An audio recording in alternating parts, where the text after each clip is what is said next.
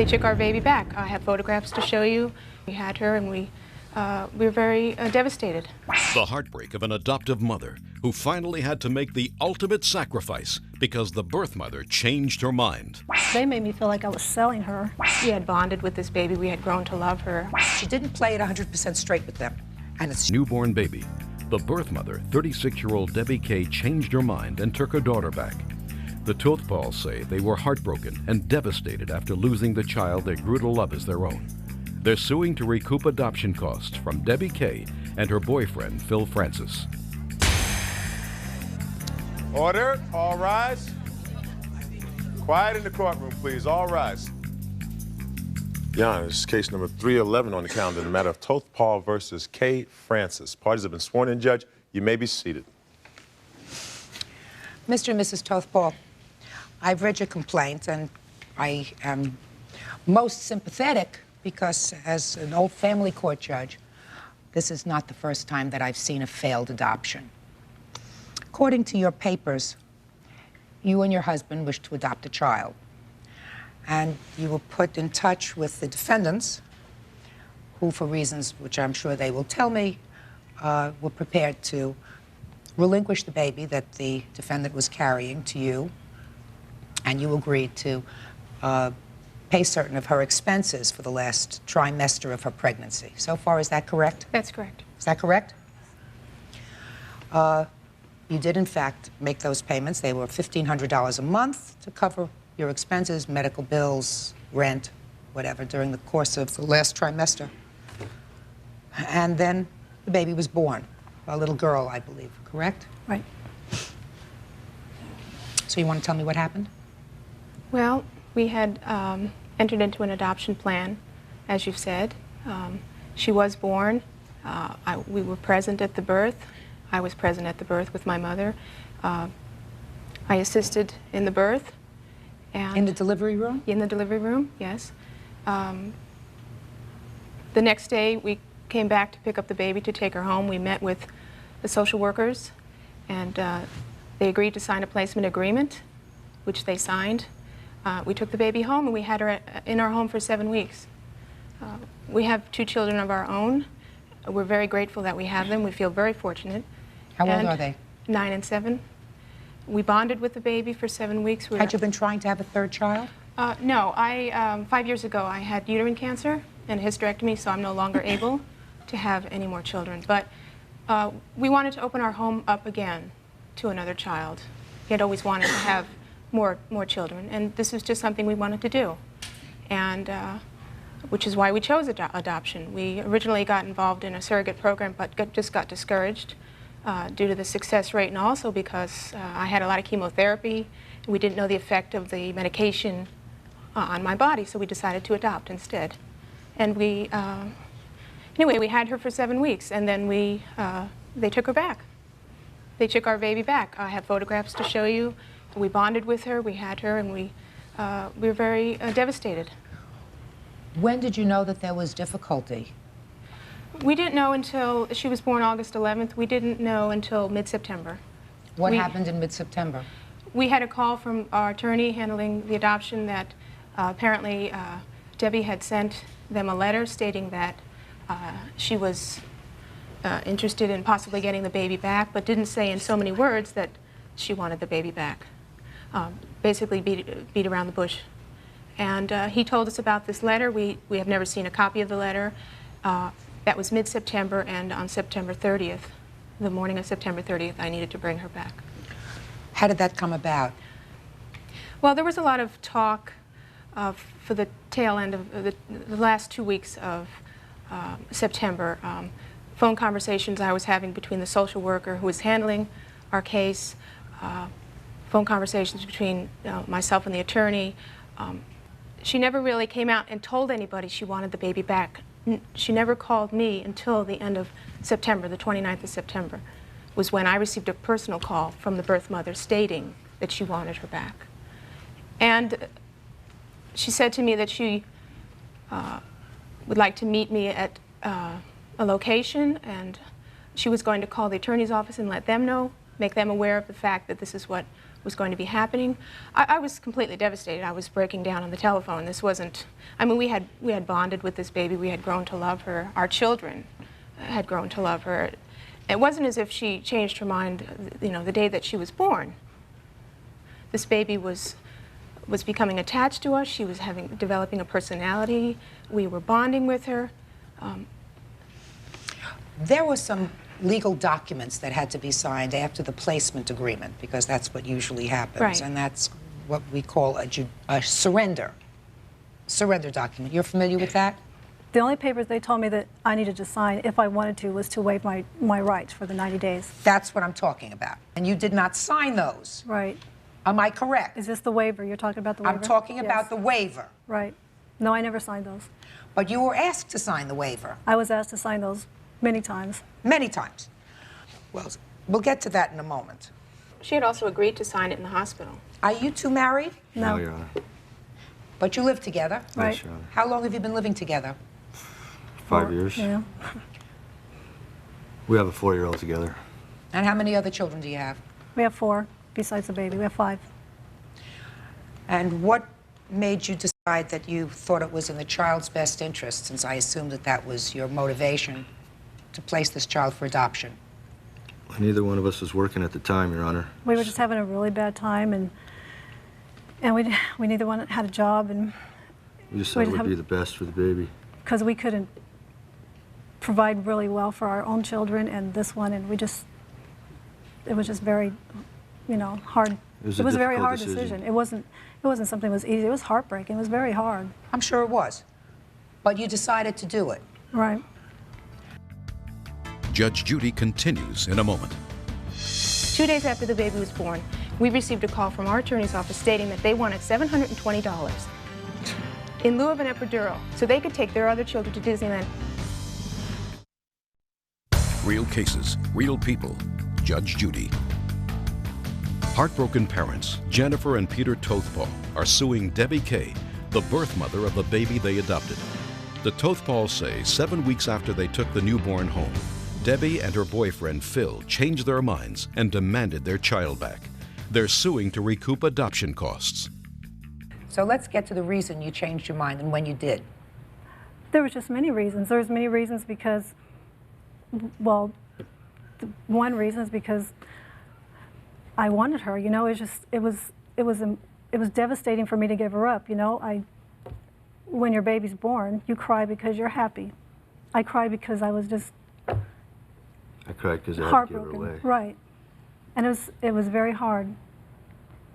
And When, for the first time, did you make the decision that you were going to ask for her back? it was about a month later. I had When? She was born in August. August? And when did you decide to ask, when in your mind did you say, I'm going to ask for her back? I can't tell you an exact date. I mean, I was going through so much, you know, it's just, in September. I had talked to the agency weeks before, and they never told them anything. That's You know, I because kept you told calling. them not to tell us. I did not tell No, them. no, don't talk to each other. I had talked to a social worker. Did you have misgivings right after the baby was born in August about whether you were going to go through with this adoption? No. Was it a week later? Was it 2 weeks later? It was about, I don't know, 4 weeks later. There was a lot of things that led up to it, you know, is that we had to go through so many things. Like what? Like, we sent all our kids away because we kept it a secret.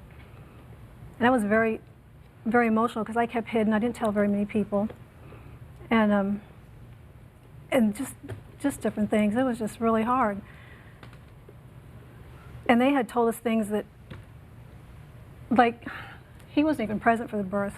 And I felt like, you know, she wasn't as important as their own children.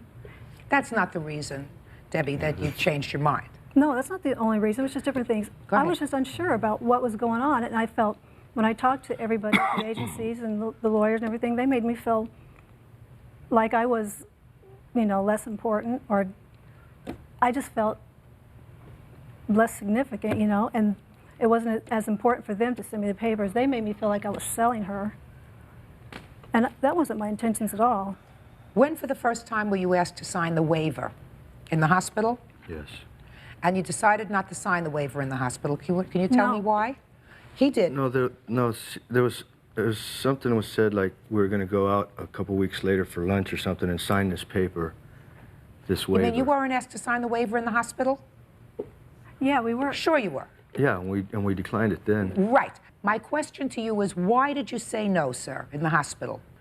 In case she wanted to get the baby back, because I was fully supporting her in whatever she wanted to do. So even in the hospital, you weren't sure that you were going to go through with this adoption. Is that what you're telling me? No, I'm not telling you that at all. But what you just said to me suggests that that was true, because if at that moment of the child's birth you were totally committed to this adoption, then you would have signed the waiver at the time.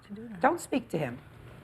I understand that you can have a change of heart. My point is, these people are suing for nothing else other than, at this point, $4,500, which is what they gave to you in support for the 3 months that they agreed to. I mean, they can't be compensated for their heartbreak.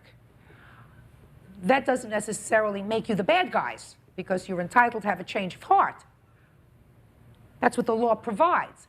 But my question is, when was the point in time when you had this change of heart? If you were committed to the adoption without reservation, you would have signed the waiver in the hospital at the time that they took the baby home. We couldn't. We had to do it after. We had to go to this in LA somewhere. That's what we were told. Because he wasn't there to sign something. He doesn't have to be there to sign. You have to be there to sign. The waiver is something you have to do. But they told me I could not sign this in the hospital. They asked you to do it immediately thereafter, and you put them off. No, I was going to do it. I had told them I would. And you know that I told them I would. You never did it. Did you go away on vacation? I was going to go away, and I never was able to go. But you told them you were going away on vacation. Right. Whether you went or not, you said you couldn't sign the papers. You'll sign them when you come home from vacation, correct? Right. So that's right. They called me 3 days after the baby was born. They called me 3 days. I didn't want to talk about this. I didn't want to deal with it. You know, it was... Debbie, I'm not faulting you for changing your mind, Debbie. I want you to understand that. The law builds that in. But if what you're telling me is 3 days after the baby was born, when the baby is already with the new parents, you're called and said, would you come in so we can sign the papers? That's not what they didn't call me to say that. They just called me to tell me that he hadn't signed his part of the papers yet, and just to let me know what was going on. That was the only time I ever heard from anybody. No, that's not true. You knew you had to sign the waiver. Come on, Debbie. That's not what they said, but they weren't telling me to do it then. You knew you had to sign the waiver, and you kept putting it off. And we had 90 days to do it. They didn't tell me I had to sign it. I know you had 90 days to do it, sir. Right. I mean, are we understanding each other? Yeah, totally. I'm not disputing anything. I'm just saying... You had 90 days. Of course you have 90 days to do it. The idea is, if you're committed to doing it, right, then you do it at the earliest possible time, right? And you two folks didn't do that because you had misgivings as to whether you were absolutely positive that you wanted to do it. Is that true? No, I don't believe you. I don't believe that. I don't believe that, because otherwise you would have done it. And the bottom line is, you did in fact say, I'm not signing the papers, I want the baby back. I'm not faulting you for wanting your baby back. I'm faulting you for taking their payments in September. And you know, I'm faulting you for that. Judge Judy continues in a moment. You know what? She sent her sister to pick up the baby. I had just started a brand new job. I couldn't just leave. Talking about your daughter. Real cases, real people. Judge Judy. Jennifer and Peter Tothpaul are suing Debbie Kay, the birth mother of their adopted baby, after she demanded they return her child. The heartbroken Tothpauls are suing to recover the cost of the adoption. You took the money in September, even though you had misgivings. That's not fair, because that also says to them, everything is going the way it should be going. We can fall in love with this baby. That's not fair. And what I'm suggesting to you is, they're not the bad guys here. You're not bad either. But you didn't play it 100% straight with them. And it's a shame. You know, when I talked to her, and I hadn't even made up my mind then, she was very, very mean. She says, I am not a babysitter, and I'm going to call Child Protection Services. Well, for And once, then, and I hadn't even said anything yet. Sure, and she knew. after she said, do you want to come to my house and see our home and everything? And I agreed. But that kept going through my mind. How could she be so mean? She's going to call the Child Protection Service on this baby. Well, she's hurting the baby. And then when we did change our mind, and they made it very, very hard for us to get the baby. You would too. And- If the circumstances were different, Debbie, you would too. No, no. She dropped her off. She didn't even tell me what kind of formula she was drinking. She dropped her off in just a diaper and a T-shirt, which, you know what? I didn't even know what kind of formula she was drinking. Why didn't you ask? She wasn't there. Just why didn't you ask the social worker? The social worker wasn't there either. The social worker was on vacation. The lawyer was the one that was giving us a hard time. He wouldn't even let the father pick her up. He's the one that told us they were going to call child. You know, they made us feel like we were evil, you know, and it was In nothing. their minds, Debbie, you were evil. First, they hear that you're unable to take care of this infant because you have too many other kids that have to Right. be taken care of. You have no jobs. You have no way of supporting this baby.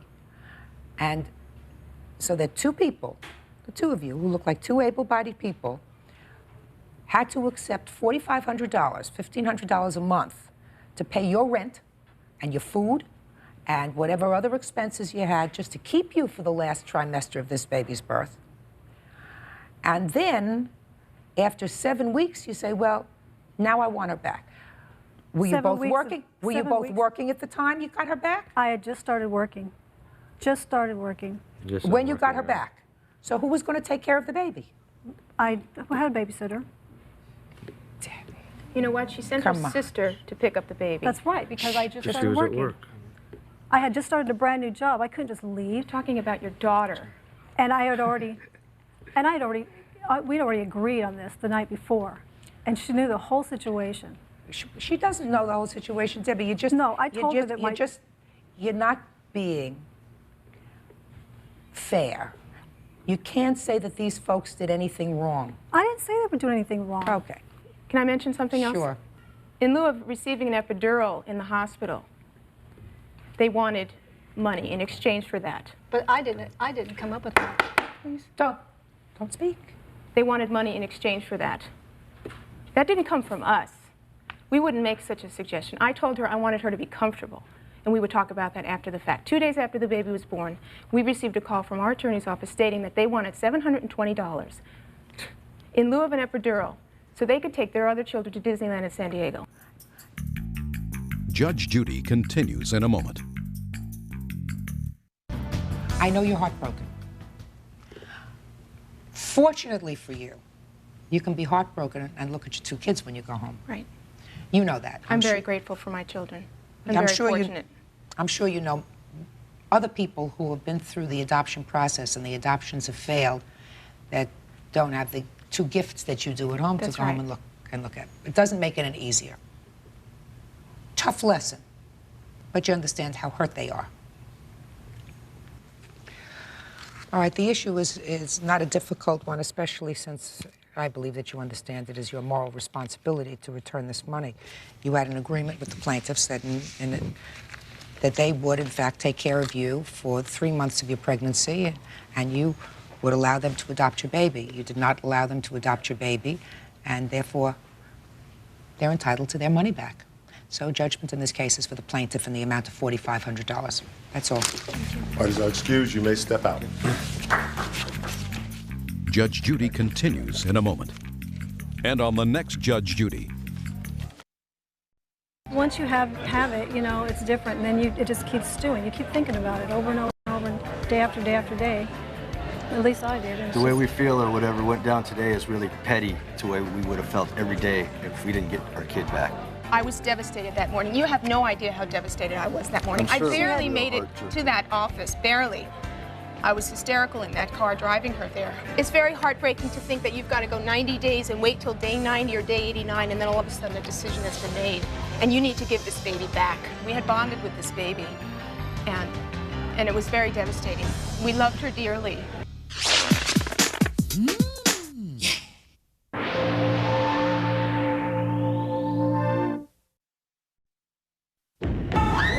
Two best friends had a deal to split the lucky door prize, a new Jeep, but one of them changed her mind. If we would win the Jeep, we would split it up. She told me that she wanted me to keep the Jeep. You speak to this pain in the neck who says to you, I don't think you have to split it with her at all because it was your ticket, it was in your hand. Oh, you're the troublemaker. Best friend, Tina Barraza, won a new Jeep in a raffle, but Tina refuses to share it. Tina claims it was her ticket that won the Jeep, making her the sole winner. Order, all rise. Quiet in the courtroom, please. Your Honor, this is case number 301 on the calendar in the matter of Peraza versus Barraza. Parties have been sworn in. Judge, you may be seated. Have a seat, ma'am. Ma'am.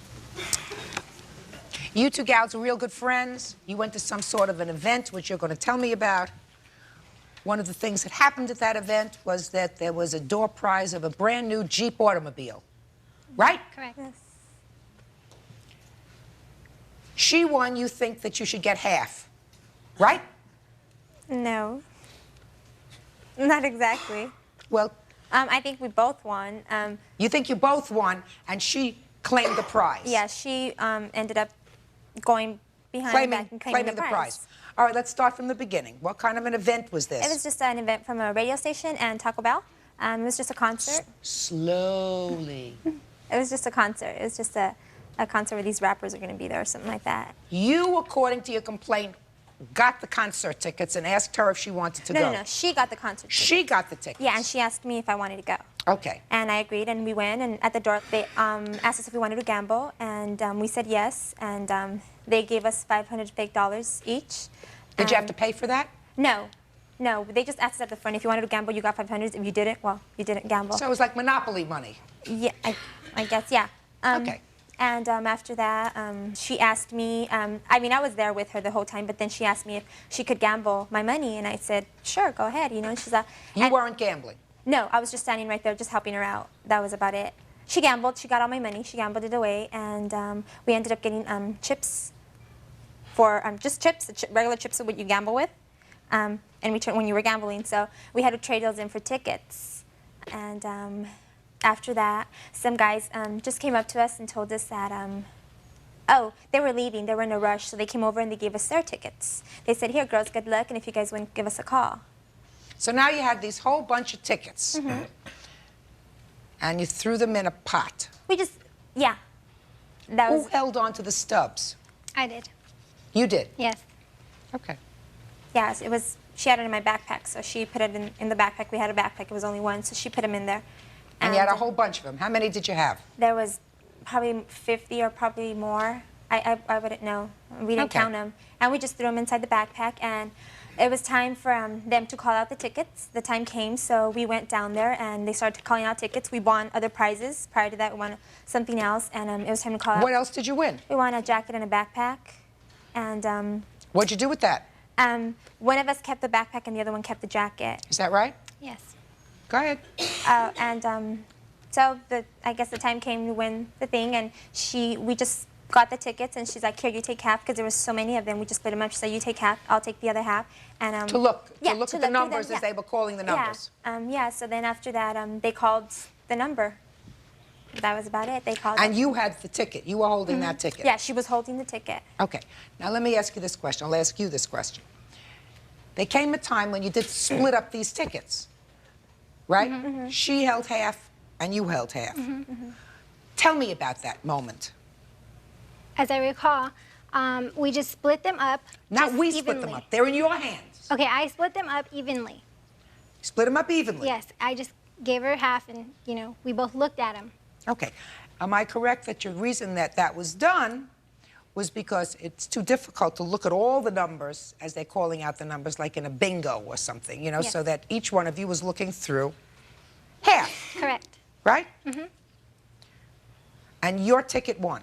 Yeah, they were my tickets. They were all my tickets. Now, why do you think they were all your tickets? Because she had given me her $500. I did not ask her if I can play with her $500. She gave them to me. She gave the $500 to me. How did that come about? She said, here, take my money. You can gamble with it. Is that what you said? No. No, that's not what happened. That's exactly what happened. No. No, we were gambling, she ended up, she was like down to her last $50, and she just said, can I, oh, let me have your money. And she said, if we would win the Jeep, we would split it up. I had said that from the guys' tickets. I had the guys' tickets in one hand, and I had my tickets in the other hand, the ones that I had won. No, you didn't. Yes, I did.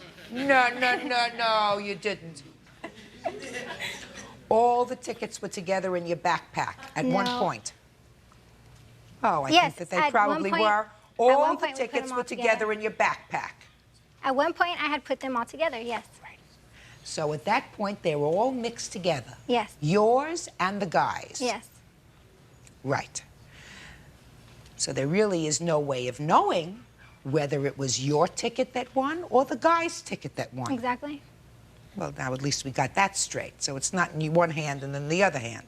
But I had told her, out of their tickets that they gave us, actually they gave me the tickets, and I told her out of those tickets, if we win it, we'll split it because we were friends. You couldn't tell whether it was their ticket that won. No, we could not. You just assumed it was comfortable for you to say it wasn't one of their tickets that won, it was my ticket that won. I did not say that.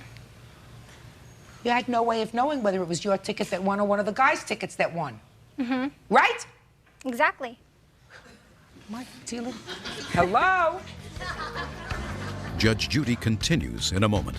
You speak to this pain in the neck, and a 12-year friendship is down the drain over a Jeep.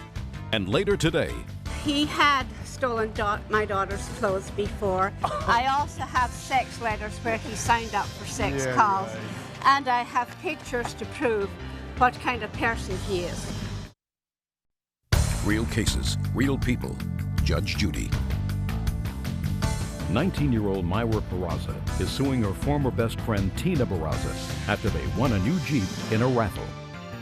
I see that you have a tape there. Can you tell me what that tape is of? This is just the day of the event recorded us, where we both claimed the prize. We both did go up there and claim the prize. And For the said, Jeep? Yes. I want to see it.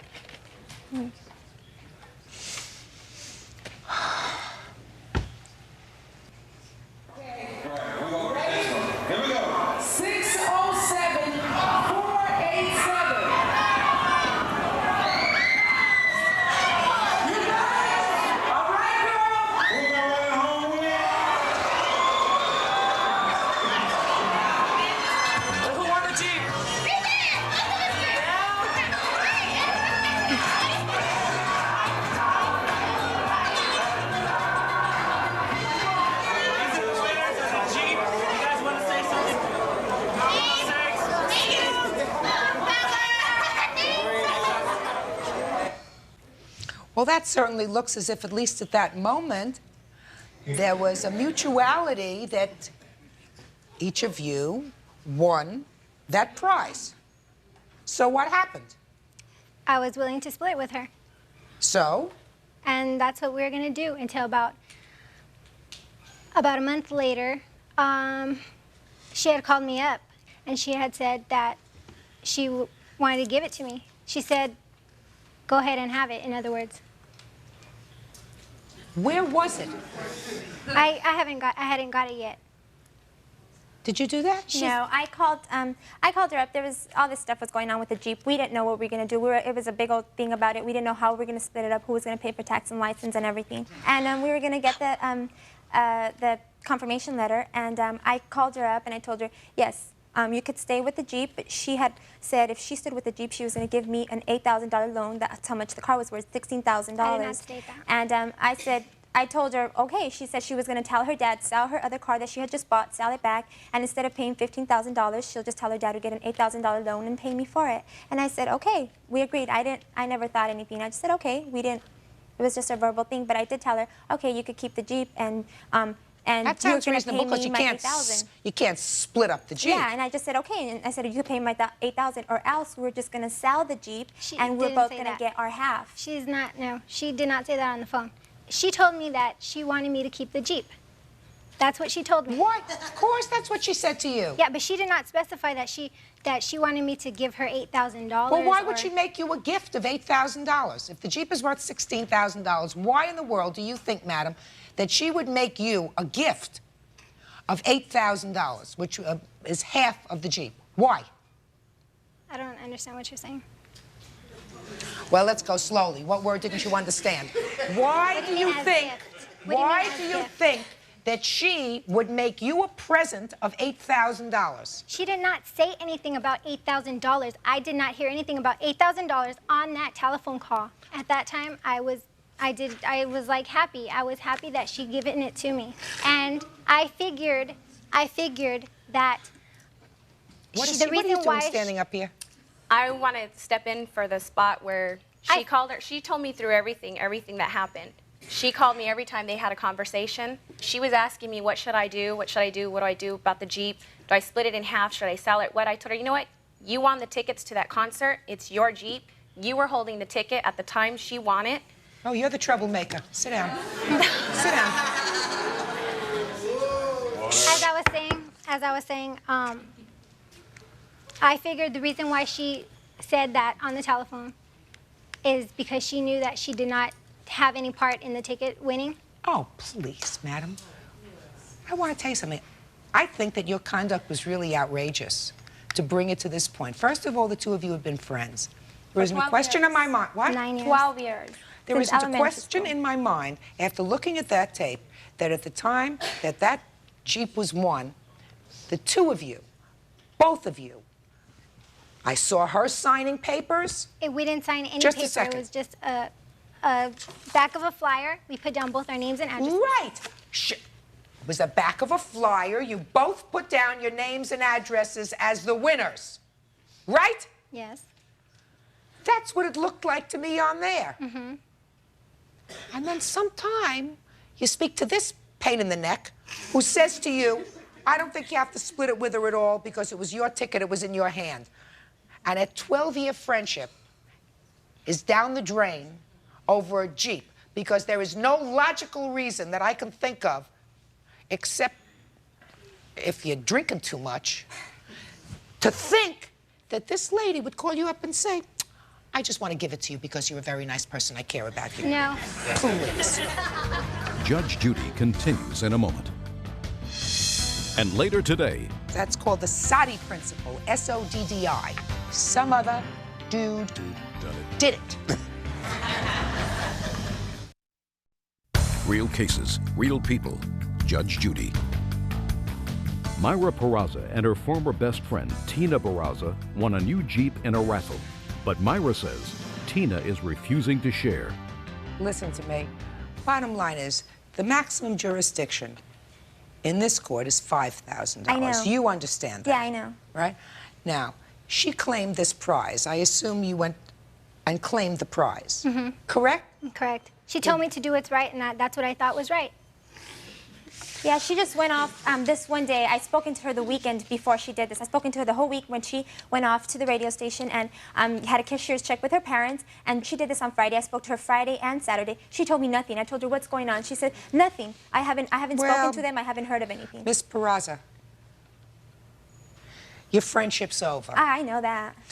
And based upon what I've heard, that's probably the right thing to happen. Yeah, I know. Because she's not a very trustworthy person. Now, she claimed the Jeep. She's going to have to pay the taxes on it. But I'm awarding you $5,000, which is the maximum that I can. My grandmother used to say, if you do the right thing happens. If you do the wrong thing, eventually it's going to catch up with you. What you did was pretty sneaky. That's all. Parties are excused. You may step out. Okay, you got your Jeep. She got her money. Back door to your right, please. Just to reiterate what Judge Judy said, bad things, it all comes back to people or whatever. It's going to come back to her because I did what I thought was right, and in God, I trust that I do what's right, and I think it's going to come back to her what she did because she was wrong, not me. She's lucky for even being there. She's lucky for even being at the event. I don't see that she deserves half. I won the tickets to go to the event, and she was even lucky that I took her. You got your $5,000 you wanted. I did. So now you can shut up. Yeah, you too. You had nothing to do with this. And now the next case. Parties on Anderson versus Rankin. Step forward, please. Margaret Anderson is suing her tenant, Tim Rankin, claiming he made phone calls to 900 numbers totaling more than $1,000. All right, Mr. Rankin, you rented a room from the plaintiff. That's correct. And I believe that you will agree, based upon what doesn't seem to be in dispute, that when you moved in, you wanted a telephone in your room. That's correct, Your Honor. But because of prior problems, you couldn't get the phone in your name. She offered to put the phone... Because of prior problems, you couldn't get the phone in your name. I owed a past due bill on the Pacific bill. So the answer to my question is yes. You couldn't get the phone in your name. Correct. I knew we'd get there, Bird. Take your time, Judge. So she said, okay. Yes. Right? Are you nervous? Yes. Hmm? Yes. I could tell you were nervous. She said, okay, you put the phone in your room, and within a relatively short period of time, you got a bill. Yep. And how much was that bill for? $1,059. For a 1 month period? 2 months period. 2 months.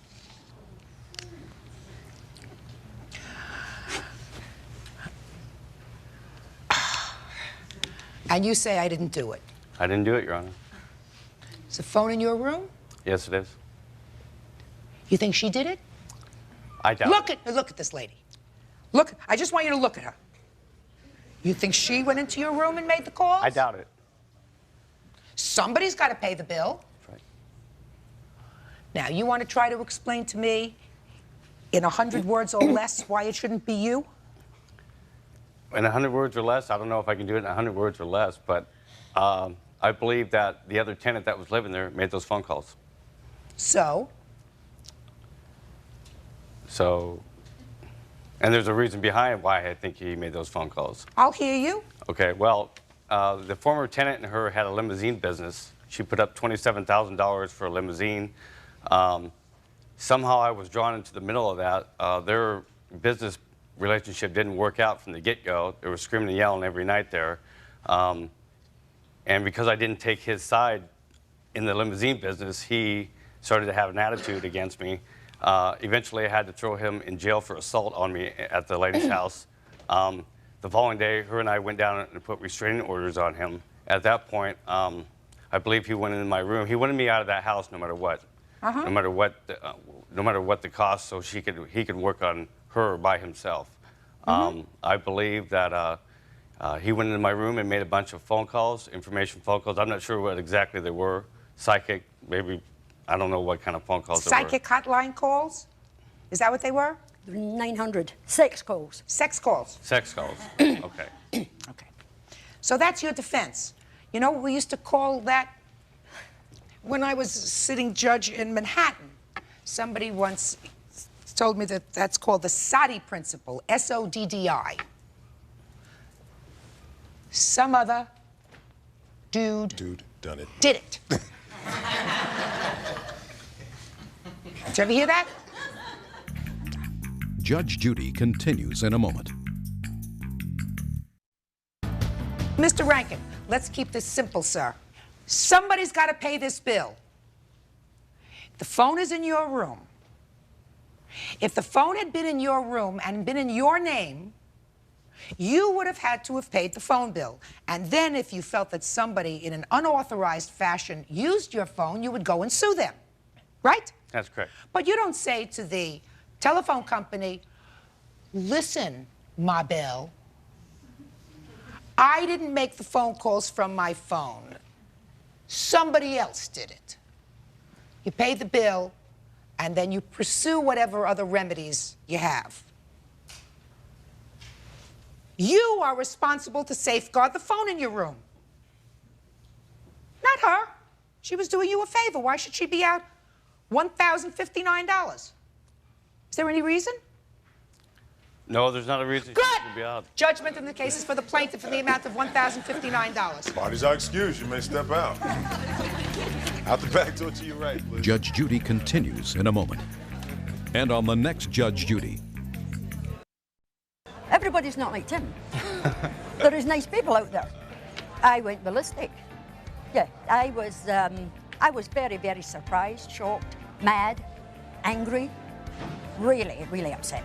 He had stolen my daughter's clothes before. I also have sex letters where he signed up for sex calls.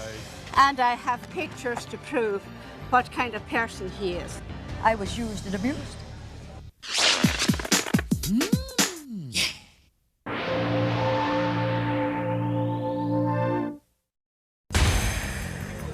Order. All rise.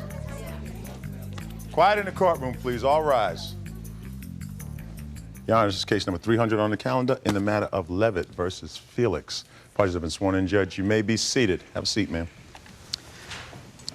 Miss Levitt, your papers indicate that you were in a 5-year relationship with the defendant. That relationship produced a child, a son. Yes. And that during that 5-year relationship, you made loans to him well in excess of $5,000. Yes. Relationship terminated. Yes. You want your money. Yes. And you say? That's not how it happened. Tell me about it. Well, we were in a relationship for about, I'd say, a year, almost a year. And he had a computer portrait business, and he wanted to enhance his computer equipment. So he came to me and asked me for a loan. And so I said, well, okay, it's understood that it's a loan. And he said, yeah, any money that I ask of you, it's going to be a loan. I'm going to pay it back. And I said, okay. So I made a record of it. I made a record of everything, you know, because it's a business loan. And so take it out. Show me. First, show him. No, I've seen it. You've seen it? Okay. This is all the checks and everything. Go ahead. And so during the course of our relationship, he paid me back some money, you know. And so he got a job like this year in July, and he's telling me that he gets paid like $4,000 a month. But yeah, he's not going to pay me back my money because, you know, I was stupid, I was gullible, I believed everything that he said to me. He used me. He took advantage of my kindness, and we were together for 5 years. And you say?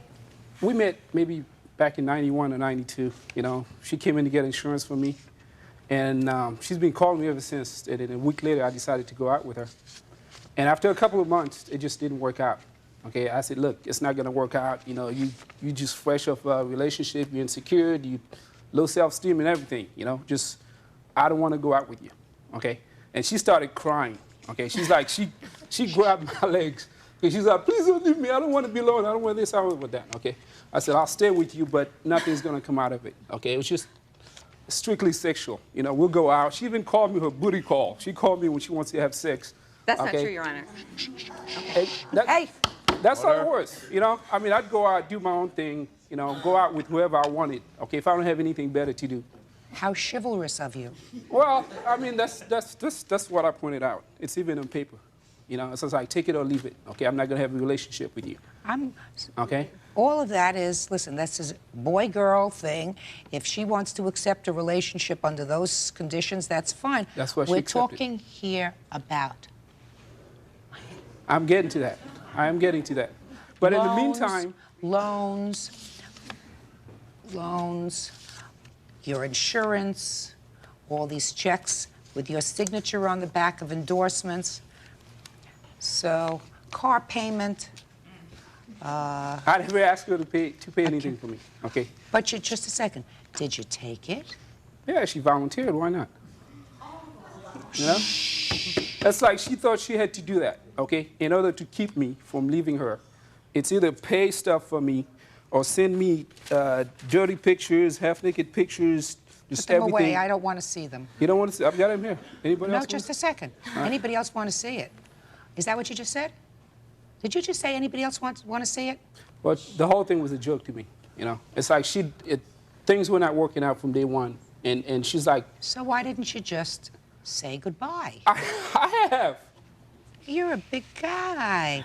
You want to say goodbye to somebody, you could just say goodbye. I went to Miami. I went to Orlando. She would track me down. I have letters she sent me to everywhere I go.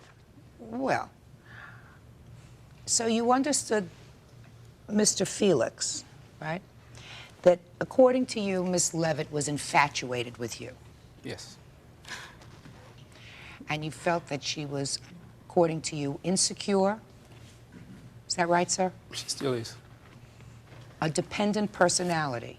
Yes. That a fair statement? Vulnerable because of that. Yeah, right? you could see that. Sure. And so you decided to go over and, according to you, for want of a better phrase that unfortunately doesn't come to my mind right now, service her occasionally. Hey, whatever, that's what... Just a second, Mr. Felix. Am I right? Yes. Service her occasionally and pick up a check. Nah, it wasn't those like that. Let's go back a second, Mr. Felix. You did service her. Yes. And you did pick up a check. That's not the service for a check. No, It wasn't no. like that. I'm just saying, you did service her, and you did pick up a check or two, or 10. Sure. Or 20. Now, Mr. Felix, that's not very nice, sir. That doesn't say to me that you are a very nice person. Do you want me to explain it to you? Judge Judy continues in a moment. She got pregnant on purpose. That didn't work, okay? I'm not going to be with her no matter what she does. And later today, You made the car payments for her? She borrowed money from her family that I helped repay. My family will be very surprised to hear that there were payments made to them. real cases, real people. Judge Judy. Jacqueline Levitt says the father of her child, John Carlos Felix, borrowed money to buy computer equipment, but never repaid her. He says the money was a gift. Can I make this suggestion to you, sir? There will come a time when Miss Levitt will become so frustrated with the situation that if you don't take her to court, and I doubt that you will, because I doubt that you have this passion to see your child on a regular basis, but she will feel as if, as she should, that the child has a right to be supported by two parents. And that's what the law says. So she's going to take you to court. And under the law in many jurisdictions, she can take you to court seeking support from the date of the child's birth. Do you understand that? So I'm going to suggest, Mr. Felix, that from now on, when you make child support payments, you make them by check or money order made payable to her, clearly endorsed child support. So should there ever be a question about how much money you have paid, it is memorialized in a writing. I give you that piece of legal advice, sir, and I give it to you for free. Judgment in this case is for the plaintiff in the amount of $5,000. That's all. Parties are excused. You may step out. And now the next case.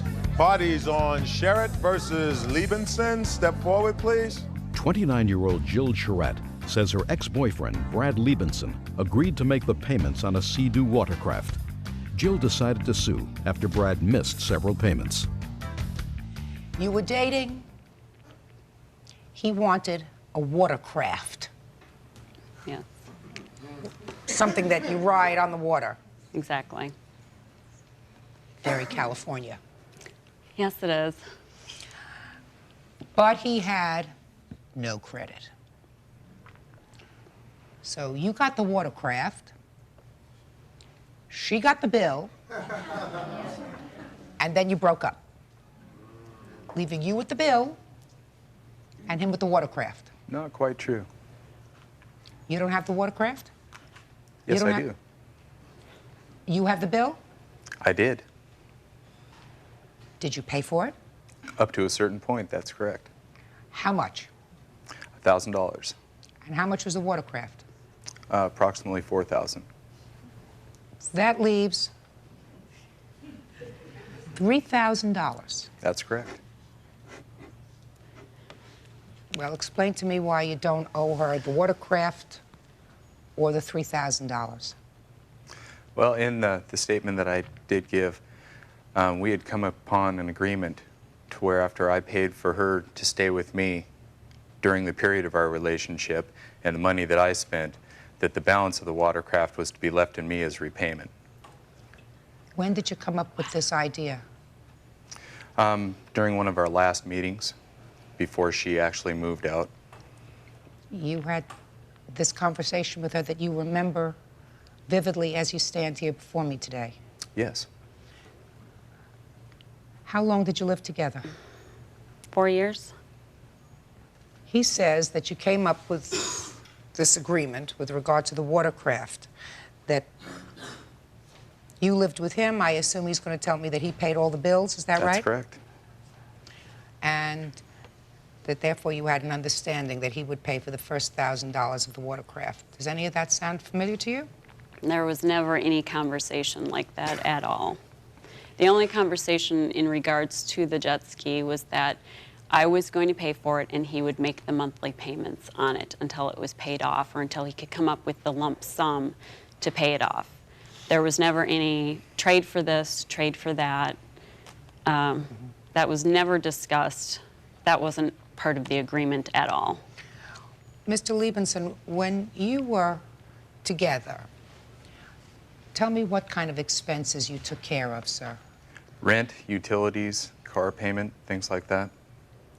For yourself and for the plaintiff? That's correct. She had her own car? Yep. And you made the car payments for her? She borrowed money from her family that I helped repay.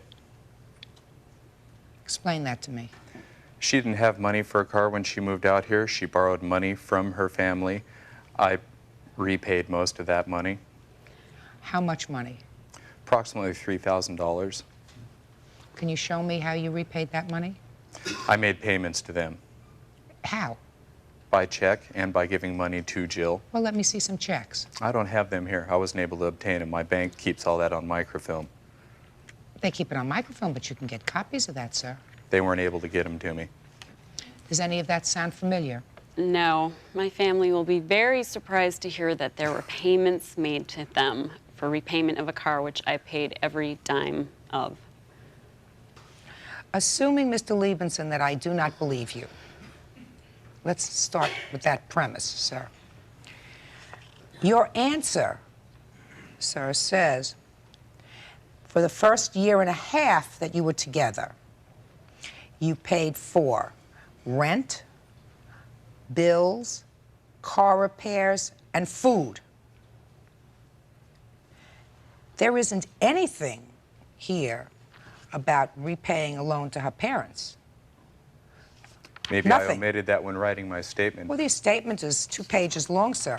That's a really big thing to omit, considering that it's the first thing that you mentioned to me today, and a very, just happens to be in the same approximate amount of the water ski. And you go into great detail in your answer. Jill and I lived together for 4.5 years.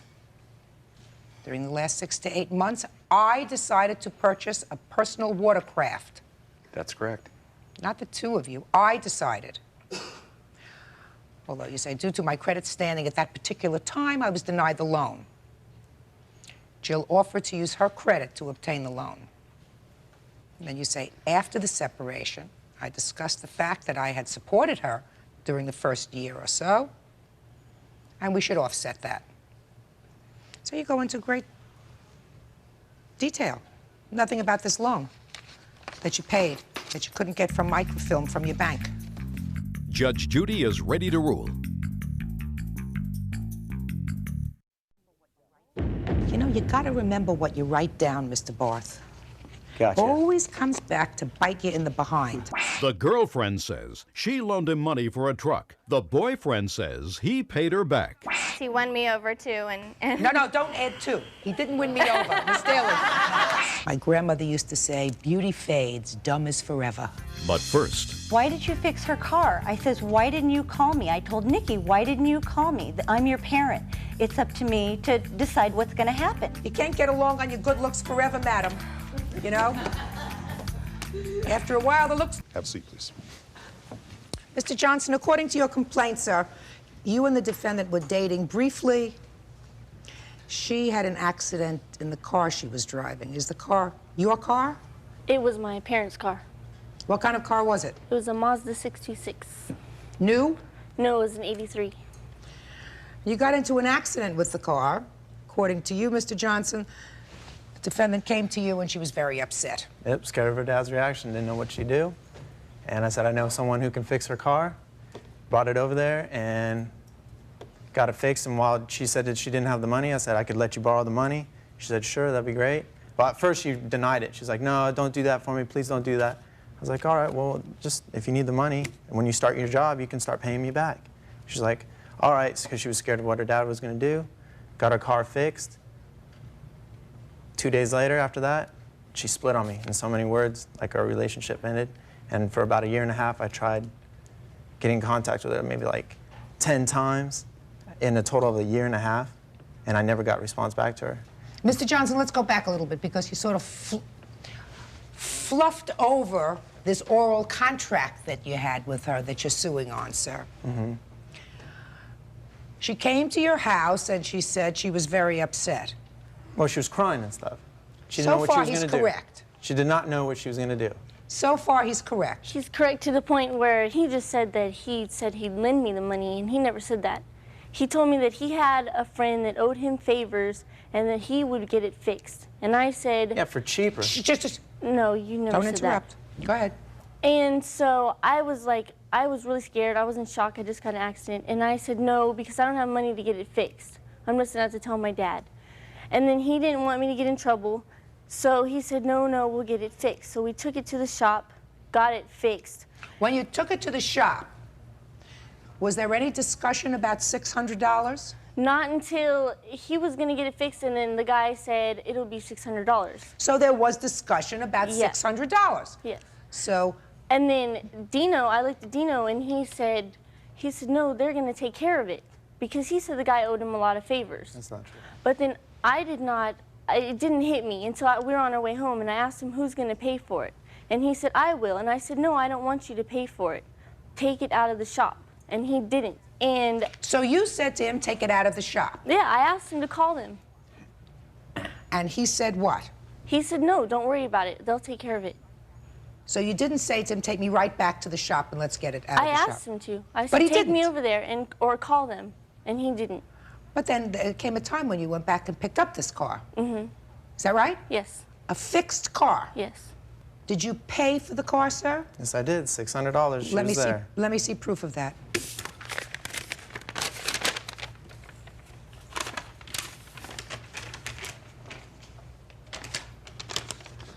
She told me that when she was able to get a job, she would pay me back. I said, little payments are fine, whenever. And she was like, okay, I'm going to pay you back, even when we were like breaking up or whatever we had together. Who signed for this? I did. Mm-hmm. I've taken many cars to Miguel. Miguel, that's the name of this person? Mm-hmm. Miguel's Auto Body Shop. Good. Let me make a call. Mm-hmm.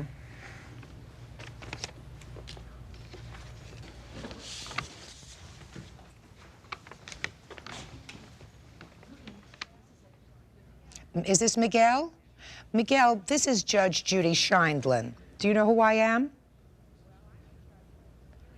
Well, I'm a judge who is hearing a case that has something to do with your auto body shop. And I have a couple of questions to ask you. Do you have a moment for me? Good. Do you know someone by the name of Dino Johnson? Yes. He says he's brought many customers to your shop. And this has to do with a car that was brought to you, a 1983 Mazda in 1995. He says he came in with a young woman who had been in an accident with her car. Yes? Well, could you tell me what you remember about that, sir?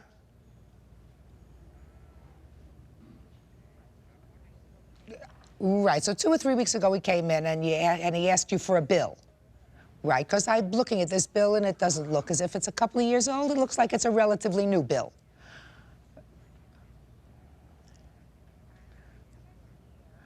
And it says here, sir, there's something that's circled, and it said that you were paid in cash. So how did you know it was $600? Is not an answer, Miguel. Okay, Miguel, you've been very cooperative. Thank you very much, sir. Bye-bye. Judge Judy continues in a moment. I said, well, I don't think my husband would have murdered his daughter. And I said, I would have been able to handle that. And later today. You know, you got to remember what you write down, Mr. Barth. Gotcha. Always comes back to bite you in the behind. Real cases, real people. Judge Judy. Dean Johnson is suing his former girlfriend, Nicole McDermott, because he gave her money to fix her car and she never repaid him. Nicole says Dean is angry because she broke up with him and started dating his friend. Now, Mr. Johnson, one of the reasons I went to make a phone call is this didn't look like something you had had around for 2.5 years. So Miguel seemed to know all about this lawsuit. I figured maybe he has no business because 2.5 years go by. Boy, he remembered everything, like she was your girlfriend and then broke up with you, and he knew the whole story. That led me to believe that you had been there more recently. Yeah, because my mechanic is right next door. No, because you needed a new bill. Yeah, and I got a new bill, and she was there when I paid for it. Now, just a second. You got a new just telling bill. you. Shh. You got a new bill. This he gave you a couple of weeks ago. This was not the original bill. He has no invoice with regard to it because I asked him how come. He remembered that it was $600. He said, well, he remembers that it was $600. He had no invoice because he wrote paid cash, which means that he didn't write it down anywhere else. Exactly. Well, I have no doubt that $600 was in fact paid because according to Miguel, who I believe, who was very honest with me on the phone, he said that the original estimate was much more, about $850, but because he was referred by a friend and had done a lot of work there, he said he would do it for less. I have another couple of questions for you, Miss McDermott. You say you rear-ended this car and you had hundreds of dollars worth of damage on your car.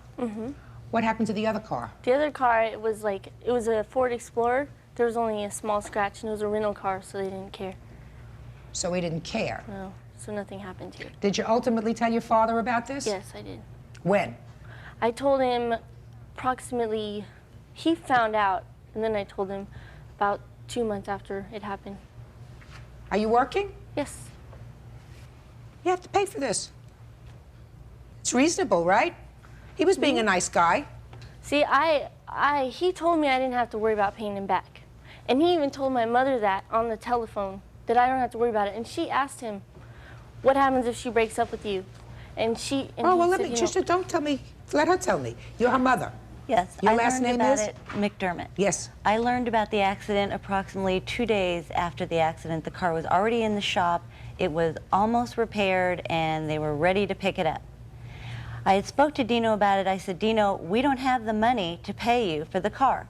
My husband, one of the reasons why we hadn't told my husband, he had had 7 surgeries in the last 4 years. He was having a very hard time with his health, and I didn't want to tell him. I kept things from him because I didn't want to disturb his health anymore. Good idea. But I told Dino, I said, Dino, why did you fix her car? I says, why didn't you call me? I told Nikki, why didn't you call me? I'm your parent. It's up to me to decide what's going to happen. He says, well, she couldn't have driven it that way and her father would have gotten really mad. I says, well, he said her father would have killed her. I says, well, I don't think my husband would have murdered his daughter. And I said, I would have been able to handle that. I said, she would have either, one, had to have driven the car like it was, if it was drivable. I never saw it. I said, or found alternate transportation. He says, don't worry about it. She doesn't have to pay me back. And it was like a done She deal. didn't have to pay me back right away. It as soon as wasn't- she got a job, because she wasn't working at the time. I said, even $20, Miss McDermott. $10 here and Miss there, that'd be McDermott, fine. listen to me. You have to teach your daughter responsibility. How old is she? She'll be 20. And so this happened 2.5 years ago, so she wasn't quite 18, correct? Right. Well, then you have to teach her responsibility. I can understand that. 17 years old, still a baby, they do a lot of stupid things. But she was in an accident with the car. And if you're in an accident, you have to bear responsibility for taking care of it. I can understand her boyfriend at that time saying, listen, don't worry about it, you're not working, you know, I don't want you to get in trouble with your father, I will help you out. But then within a relatively short period of time, they weren't a couple anymore. Don't you think it's the responsible thing for your daughter to do? To pay her debts? Don't you think so? Sure it is. Now, but you have another problem, Mr. Johnson. Judge Judy will continue in a moment. And later today, My grandmother used to say, beauty fades, dumb is forever. real cases, real people. Judge Judy.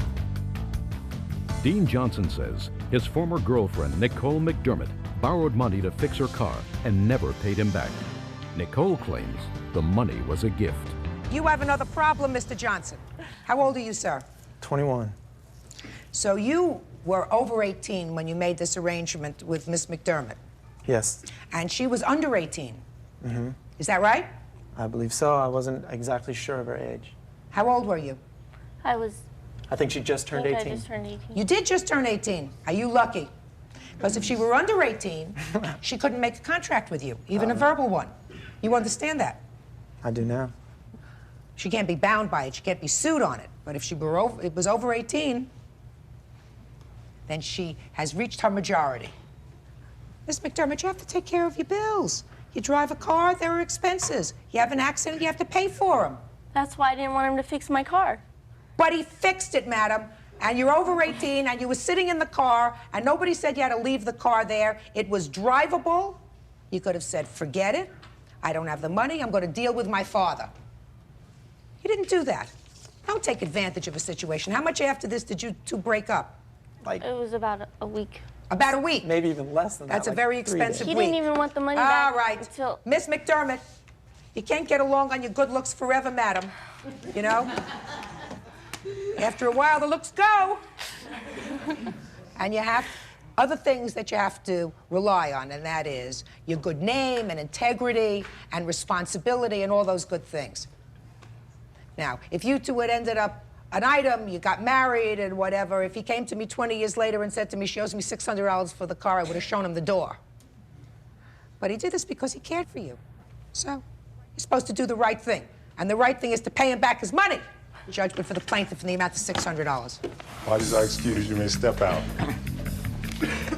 Back there to your right. And now the next case. Parties on Daly versus Barth. Step forward, please. 29-year-old Christina Daly says she loaned her ex-boyfriend, Matthew Barth, money to buy a truck, which he never repaid. Matthew claims he sold the truck and gave Christina the money, making them even.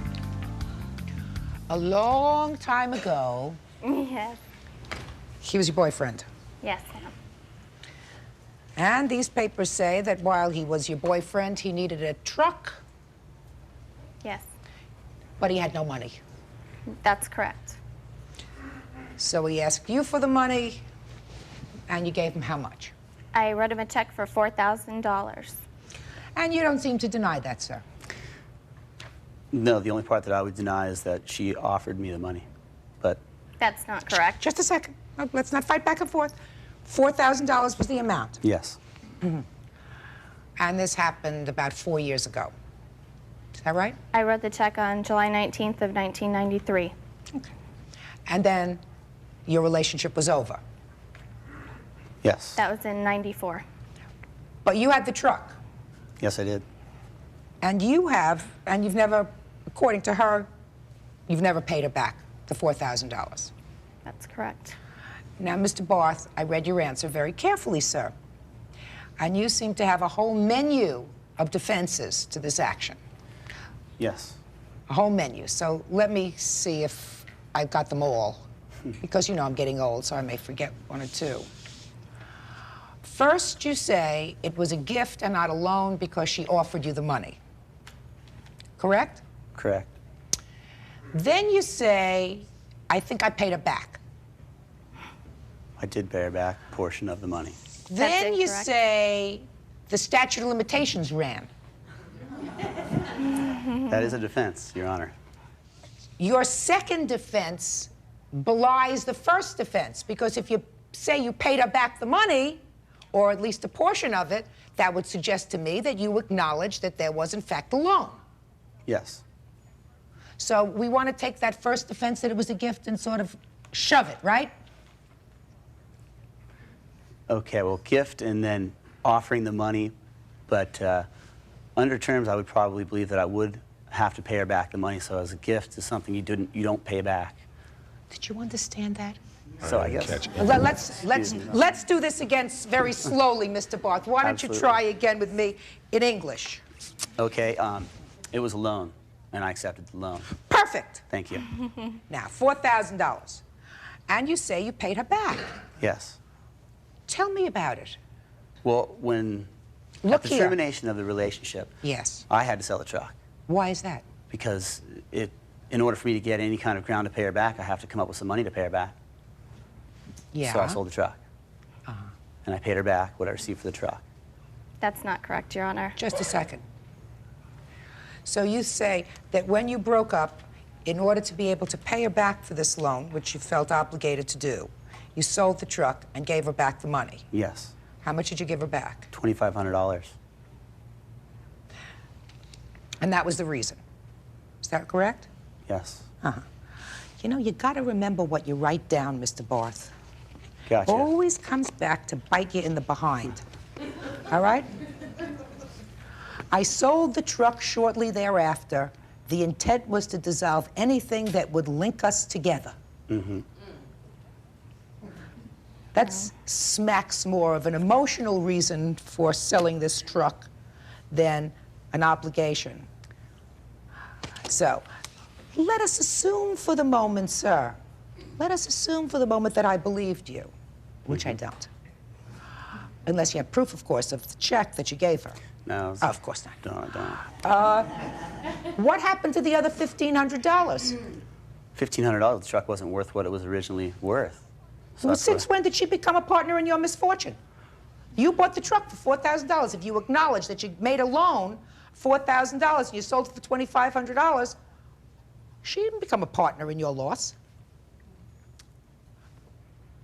Oh.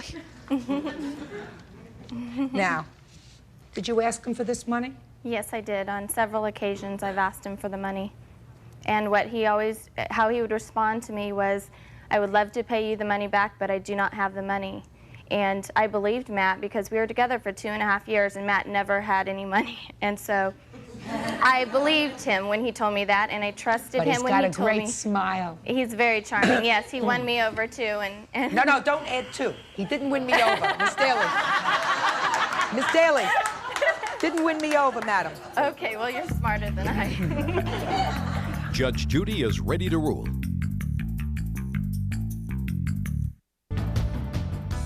Mr. Barth! Yes, Your Honor. You owe her $4,000. And I leave you with this one thought. You're not going to be gorgeous forever, sir. Eventually, you're going to have to rely on people respecting you, trusting you, feeling as if you're reliable and responsible, because there are a lot of pretty faces out there. Right? My grandmother used to say, beauty fades, dumb is forever. Judgment in this case is for the plaintiff in the amount of $4,000. That's all. Party's our excuse. You may step out. Judge Judy will continue in a moment. And on the next Judge Judy. He's kicking it with me and everything. Kicking it with Yeah, she's hanging out with me. He told her he'd keep their intimate secret from her boyfriend for a price. And he's raising sand. In English. In other words, he's being very hostile. Kicking it, I didn't understand. Raising sand, I don't understand. But I want to ask you if you understand this. Says she met mortgage broker Mark Taylor in a nightclub and later loaned him money, which he never repaid. Order, all rise. Quiet in the courtroom, please, all rise. Excuse me. They don't care. Judges number 179 on the calendar in the matter of Ramos versus Taylor. I care, Byrd. Okay. Parties have been sworn in, Judge. You may be seated. Ma'am, have a seat. All right, Miss Ramos, for some reason that I don't understand that you're going to tell me, you lent this man some money. Yes, ma'am. You say you have a note to prove it. Yes, I do. He says he paid you. No, he hasn't. And that he can prove it. So first, Miss Ramos, you want to tell me why you lent him money in the first place, how much you lent him, and when he was supposed to pay you back. I loaned him $700. When? This was in May. Why? I felt sorry for him. Why? Because he told me that he needed money to pay rent. Well, how long had you known him before you gave him the $700? I met him earlier that month. Where? At a bar. Did you, other than just meeting him at the bar, did you become friends? Did you date? Yes, friends. Just friends? Mm-hmm. From the time you met him at the bar until the time you gave him the $700, how many times did you see him? Quite a few times. 2 times, 3 times, 5 times, 10 times?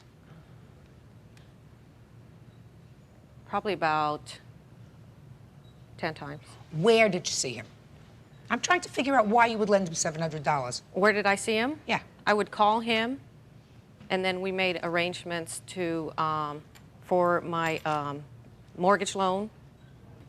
Is that your business, sir? Yes, it is, Your Honor. You're a mortgage broker? Yes, I am. How long have you been a mortgage broker? 2.5 years. How many mortgages have you brokered? Probably, on an estimate, if the market's doing good, about 10 to 15 a month, if I'm lucky. And you've been lucky? Yeah. Yeah? So what'd you need $700 for from her? Well, what happened, basically, is I met her and a friend at a bar, okay? I was talking to the friend at first, and then I told her, I said, I'm not going to be disrespectful. I'd like to talk to you, but no dice. Well, this continued. We called each other for lunch. We seen each other for lunch, and she's kicking it with me and everything. And She's what? She's hanging out with me. You know, we went to lunch together. We were sitting there talking. Did you say she's kicking it? Yeah, that's just what she's doing. So, you know, to make a long story short, we got to talking about some personal things, and we made an agreement. She said she didn't have to go back to work. We went to the house. We spent the night with each other, okay? It's not 10 or 15 times. She's at my house every day. She took me to work every day. So what was happening is during this time, I left one company to start another one. They were having some problems with their payroll, so I asked her to do me a favor. She did it, and I said, no problem, I would pay her back. She's saying I never gave her any money. I did give her a form of $200 in cash when they had paid me, okay? During this time... Prove it. Oh, well, you know, she knows I gave it to her, and I'm not gonna fight that. But during this time, I made an agreement with her. I told her, I said, well, Diana, check this out. I have a compensation agreement. I could lower my fees and what I'm gonna charge you for the loan. And if you take that form of payment that way, you know, then I won't owe you anything. She agreed to it. Okay, then the holiday kicked off. 4th of July, she calls me up, 911 on my pager. I call her back. So she's telling me that her daughter, okay, who was leaving to go to San Antonio, had told her boyfriend about us and everything. So the boyfriend's on the phone, and he's raising sand and this, that, and the other. So I asked her, you know, kicking in. Basically. Just a second, let me get this. I like to learn something new every day, sir. Kicking in. Kicking it, and raising sand. Yeah. Raising sand. In English. In other words, he's being very hostile. Shh. Okay? He's being very hostile about this situation that he's been told about me and her being together and sleeping with each other. So I asked her, what do you want me to do? And she said, well, I don't want you to tell him. I said, you know that's gonna cost you. Okay, she agreed to it. I said, you know that's gonna cost you to keep my mouth shut because I was getting tired of being the number 2 guy. Let me try to understand this in English. You say that the loan that she made to you of $700 was forgiven by her because you agreed to, just don't shake your head anything, I'm just trying to understand this. Because you agreed to keep your mouth shut and not tell her boyfriend that you had slept with her. Exactly. Exactly! Mr. Taylor, kicking it, I didn't understand. Raising sand? Raising sand. Raising sand, I don't understand. But I want to ask you if you understand the following phrase. Did you ever hear this phrase? Blackmail. No, I wasn't blackmailing her. Not at all, because she asked me not to tell him. When she called me, I asked her what was this about. She said, Jennifer told John Gotcha, I understand what's going that. on. Okay, so I wasn't blackmailing anyone. Somebody told the boyfriend, according to you, I'm not even going to ask you if this is true, but somebody told the boyfriend, she asked you not to confirm that with the boyfriend. Yeah. And you said, I'll do it.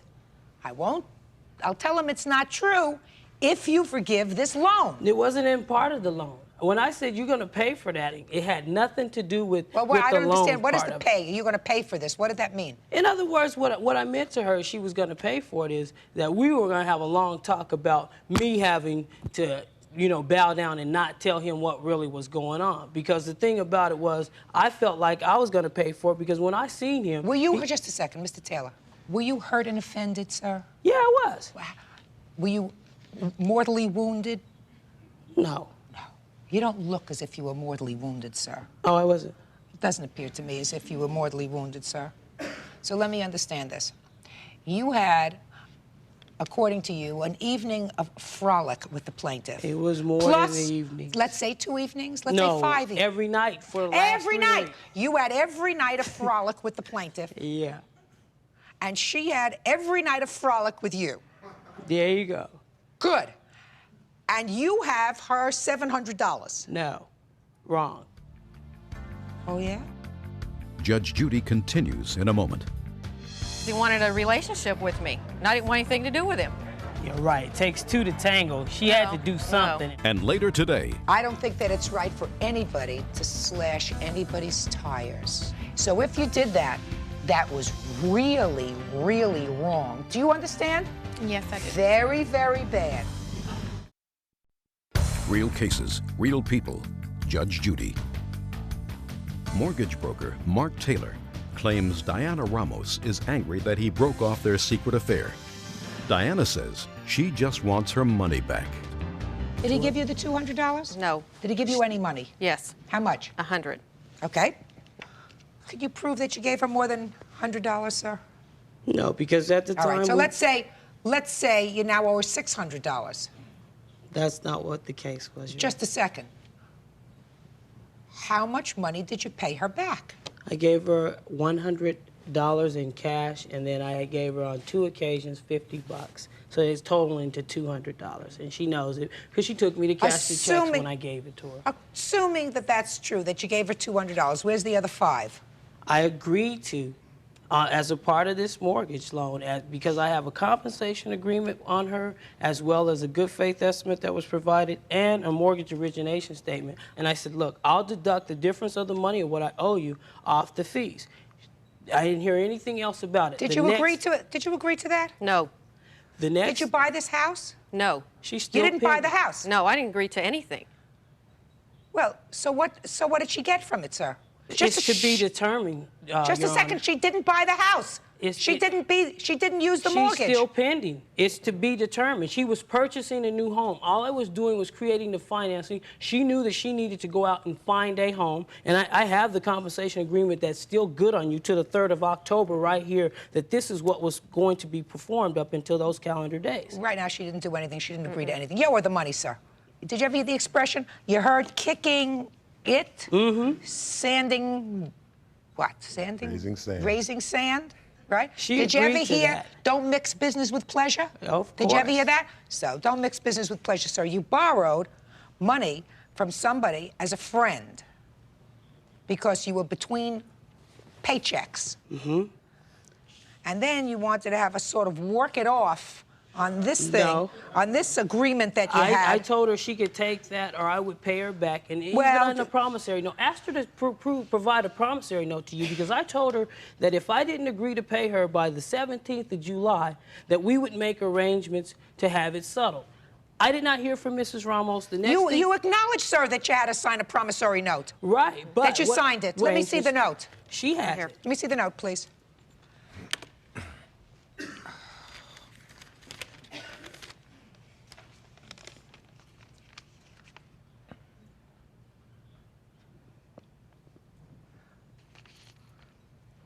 You were supposed to pay her, sir, half by the 17th of July. Did you That pay her is half? correct. No. Good.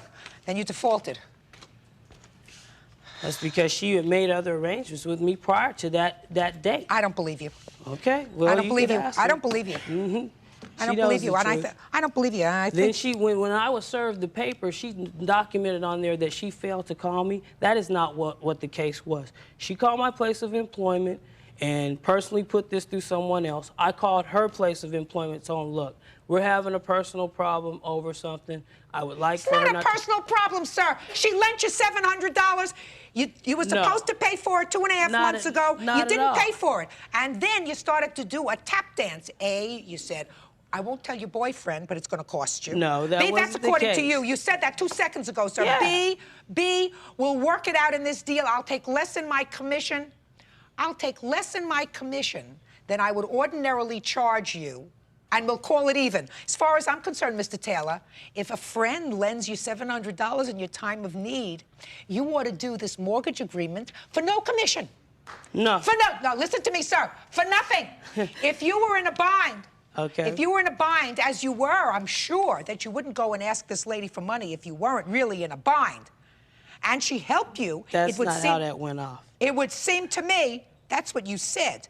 You said I was between checks, yeah, and I needed some help. She volunteered to do it. Judgment in this case is for the plaintiff in the amount of $700. Get him out of here. Parties are excused. Yeah. Step out. You got your money back, but you know you was doing me and doing John at the same time. Ask him. Bring him down here. He'll tell you. John, if you get to see this, buddy, like I told you in Texaco, been there, done that, got the T-shirt. Have a good one. And now the next case. All parties on Taylor versus Lee. Step forward, please. 19-year-old Crystal Taylor is suing her ex-boyfriend, Fred Lee, because he didn't pay his phone bill. He says Crystal slashed his tires. This used to be your boyfriend. Yes, it did. That's past tense. Yes, it's past. Your complaint says you let him put a phone in your name. Yes. Big mistake. I know now. He didn't pay the bill?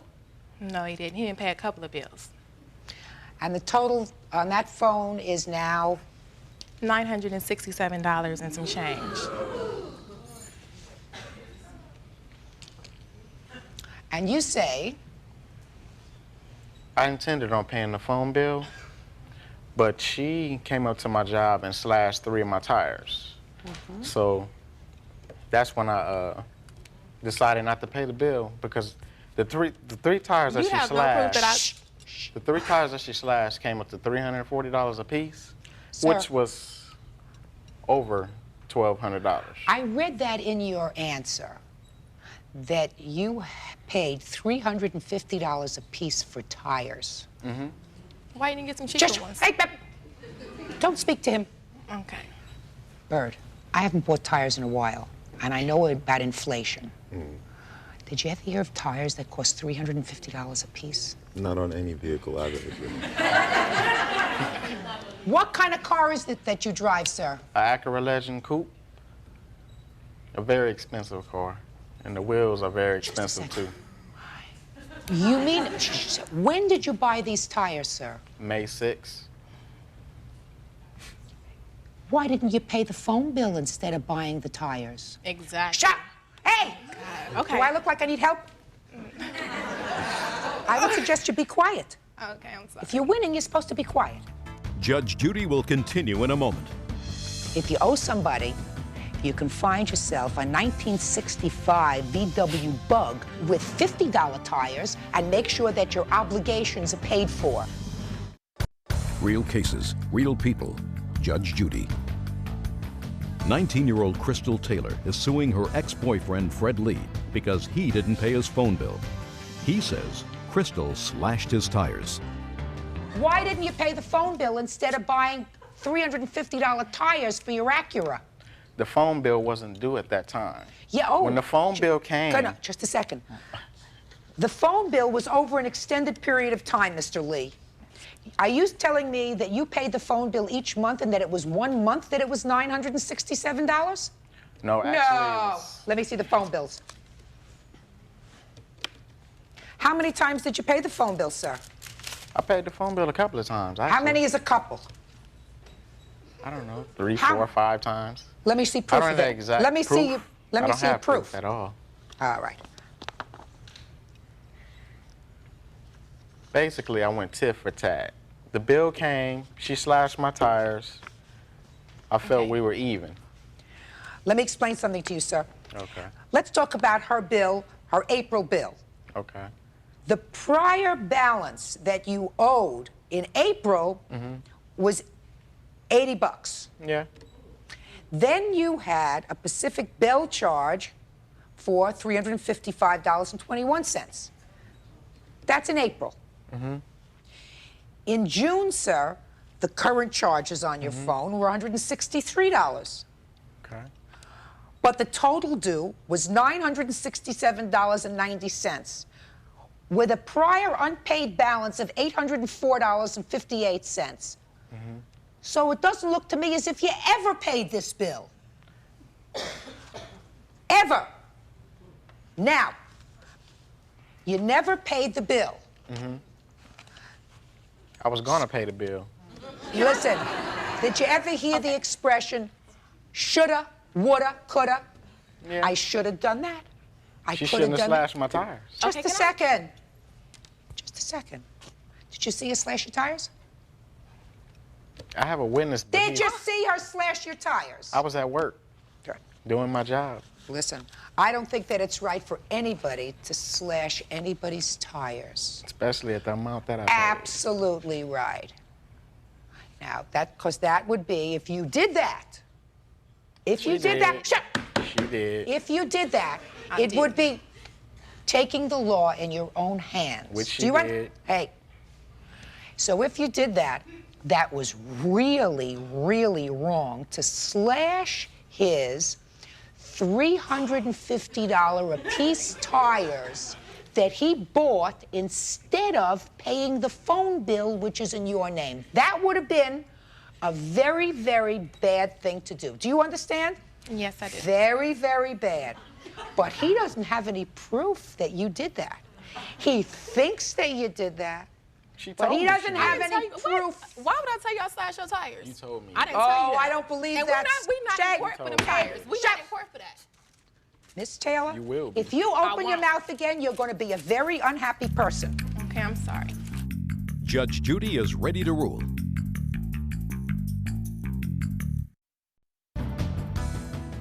It was very bad of you to buy 3 new tires when you had this outstanding bill, sir.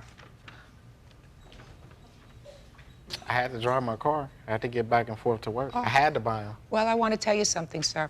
I guarantee you, whatever work you do, I make more money than you do, and I don't drive an Acura with $350 a piece tires.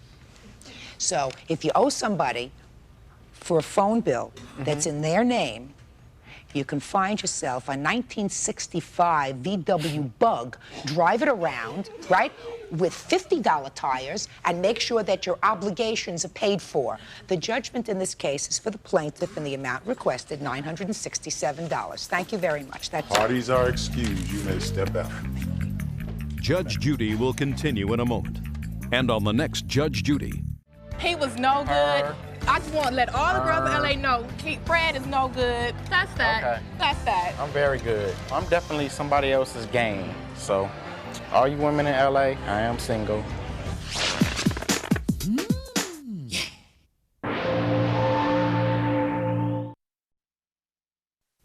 both of these idiots got drunk. Now their mothers are fighting over who should pay for the damage to the car. We was already toe up. We You were what? We were already drunk. You'll get toe up. And what happened? Next thing I know, I hear him and my best friend in the back arguing, telling him to slow down. And the next thing you know, you were Next dancing guy- with a pole. She loaned her car to her 19-year-old son, Paul, who got drunk with Jamal, the 19-year-old son of Queenie Martin. Jamal wrecked the car, and Gina says Queenie should pay for the damage. Order, all rise. Quiet in the courtroom, please, all rise. Your Honor, this is case number 229 on the calendar in the matter of Stake versus Martin. Parties have been sworn in, Judge. You may be seated. Have a seat, sir. Have a seat. Oh, no. Come up here, gentlemen. This is your son, Mrs. Stake. Yes, it is. And Miss Martin, this is your son. Yes, it is. How lovely for you both. Miss Stake, you had a rental car. You let your son drive the car. He was with his friends. My reading of these papers suggests to me that both of these idiots got drunk.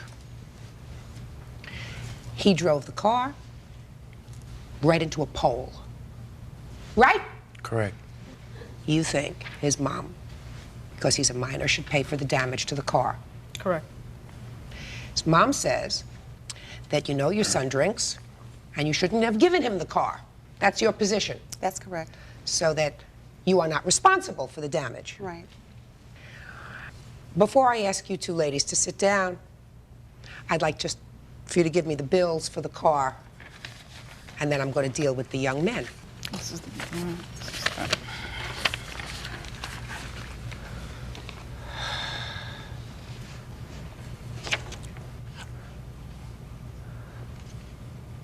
So the amount that you had to pay was $5,878.43. That's the balance of it. My insurance paid $4,900. But this is just the balance. Correct. Why don't you two ladies have a seat for a moment? I'll ask you to come back in a moment. Your first name is what, sir? Paul. Paul. And yours? Jamal. Now, Paul, tell me about how your mother, it came about that you asked your mother to borrow the car for the evening. Well, it was, we all wanted to go out. He called me up. He said, what's up on the night? And I said, nothing, and got this rental car, and, you know, he wanted to go kick it. So I was like, all right, fine. You know, I told him I didn't have no money. He said, come on now, this is Jamal. Could you keep your voice up and try to speak slowly? Oh, okay. He was like, come on now, this is Jamal. So I was like, all right. So he wanted to get drunk. Well, we all wanted to get drunk. So he went and bought the drink. Then after a while, we went to my... Just a minute. So you went to your mother, and you said to your mother what? Well, actually, she already gave me the car. She already let me use the car. That day? Yeah. But What did she say when she gave you the car? She was like, be careful. And I said, okay. That sounds right. You said, be careful? Yes. So right after your mother said, be careful, you and this genius over here decided to use the car and to go and get some booze and drink, right? Right. And where did you decide to do that? At my sister's house. Your sister's house? How old is your sister? Well, she is about 19 now. So you decided to go to your 19-year-old sister's house with Jamal over here, and how many other people? Just one more person, my best friend. Now, were you drinking before you got to your sister's house? Is not an answer in court. No. No is an answer. So what happened at your sister's house? Well, I said, let's leave, you know, because he got into an argument with my sister and everybody else in the house. So I said, you know, let's leave. But by that time we decided to leave, we was already toe up. We were already drunk. What was the word you used first? Toe up. Toe up. Okay, go ahead. And so, you know, I was too intoxicated to drive, but I still said, let's go. But I wasn't going to leave just right away after I said, let's go. I was going to stay there and wait until I got sobered up. But he was like, no, you too drunk. He tried to take the keys from me. I was struggling with him because I was going to throw them to my best friend across the street. But he already got the keys from me because I was too intoxicated to hold on to the keys. But I still remember that. And after that, he just got into the car. I don't remember how I got into the car. That's the only thing I don't remember. But we got into it. If you don't remember how you got into the car, you must have been 3 sheets to the wind. Did you ever hear that expression? 3 sheets to the wind? Nah, no. No. So. No, toe up, you know.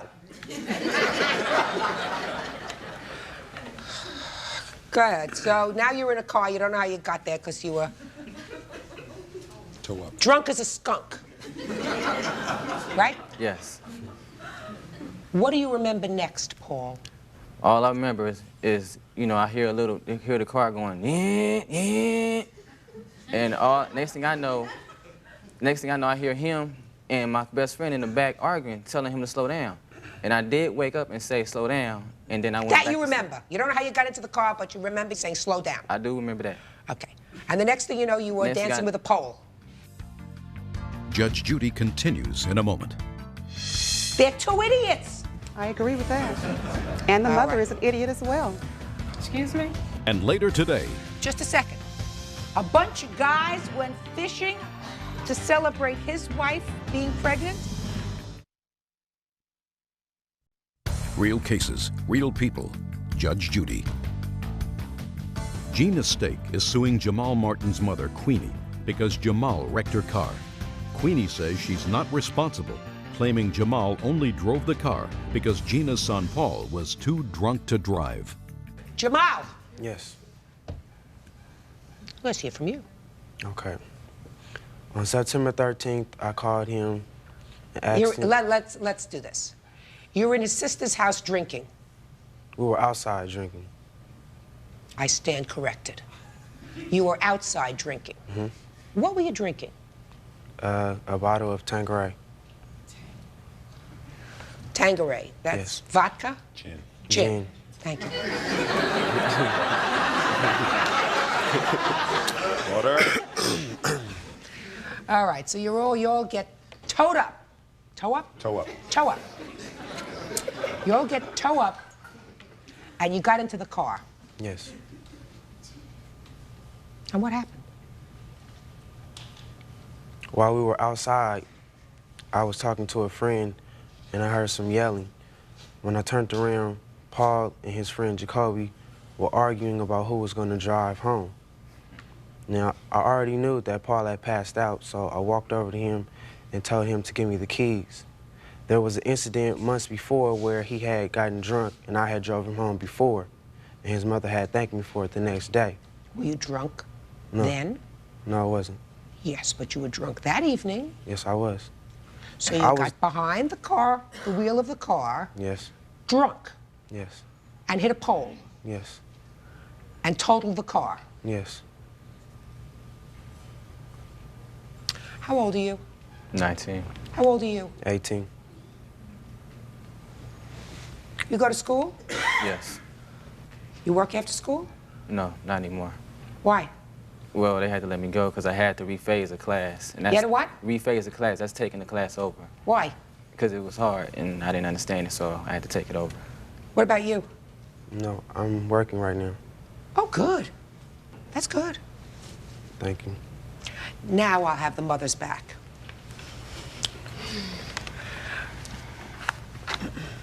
Consider yourselves both really lucky. I assume you do. You look like two absolutely lovely women. Thank you. Lovely, responsible women who really shouldn't be here today because they're too big to beat, for want of a better word. So you got to beat them financially in order to teach them a lesson, both of them. Because I agree with you that this young man is partially responsible for this bill. So is he. You agree? I agree. He had no business getting behind the wheel of a car. That's true. So he's got to pay. I also agree, however, though, that mistake is also at fault. If she knew that her son had driven before drunk, Right. and she was hoping it would not recur, is that right? I agree. Then she's partially responsible. He's going to pay half of this bill. And what portion is mistake going to pay? Oh, that half. That half, because it's going to take him a long time collecting cans or doing whatever he does to come up with $2,800, $2,900, Okay. which is what we're talking about. Bottom line is, he was the one who could have killed himself, the passengers in the car. Instead of hitting a pole, he could have hit But who made someone crossing the street with their baby carriage This was instead 3 of a o'clock pole. in the morning. Hmm? This was 3 o'clock in the morning. So what? Are you trying to make an excuse for him? No, I'm just saying that no Don't baby, make no more any than a baby excuse for carriage. him. I am not making an excuse. I So have if told it wasn't him, a baby carriage, if it was somebody But I coming home understand from a what you're 3 saying. o'clock shift working that was crossing the street that he could have killed because he's an idiot. Right, I understand that. All right, good. So let's not make any excuses. I don't like excuses for one's children. When they do something stupid, you're supposed to say, my kid did something stupid. And that's exactly what I'm saying, Your Honor. Perfect. Then he's going to But pay I'm also half. saying that I feel that my son was a minor at the time. Her son was over 18. Yes, I am responsible for my child. Her son, who was working at the time, is responsible for himself. Right. Now, she sent me a letter saying that to split the difference. I sent her a letter back saying, because I feel that you are at fault as well as your son and the other gentleman in the car, I feel that the greatest burden should be paid by her and the 3 boys should split the remaining difference. I see it differently. I see it big time differently, and I'm going to tell you why. But for the actions of your son, it is possible that that car would not have been driven that night. He didn't have to take the keys to the car and drive it. He could have said, I'm going back in the house and calling my mother and having her come and pick me up because I'm not going to drive this car while I'm drunk. If they want to act like fools and drive the car, that's none of my business. Then you wouldn't be standing here today. Also, No, just a second. They're two idiots. I agree with that. And the All mother right. is an idiot as well. Excuse me? I'm saying, had she not commended him, her undermining what I'm teaching my child by saying, yes, Jamal, you did a good thing driving my son home when he was drunk, maybe he wouldn't have drove this time. I'm not making an excuse, but I'm saying... You are making an excuse, No, madam. I'm not. Judge Judy is ready to rule. Like I said, this is all funny to me. There's no person in this world like me. I can overcome anything in this world at all, anything. And later today, Tom had been consenting to drinking and driving. Mr. Jackson, you were blotto drunk. real cases, real people. Judge Judy. Miss Martin, she said to you in her letter, split the difference And I with don't me feel it because should be I am split. prepared to accept part of the responsibility for giving my son the car. She didn't say to you, your son was driving, therefore he's got to pay the difference. She said, I'm prepared to split the difference with you.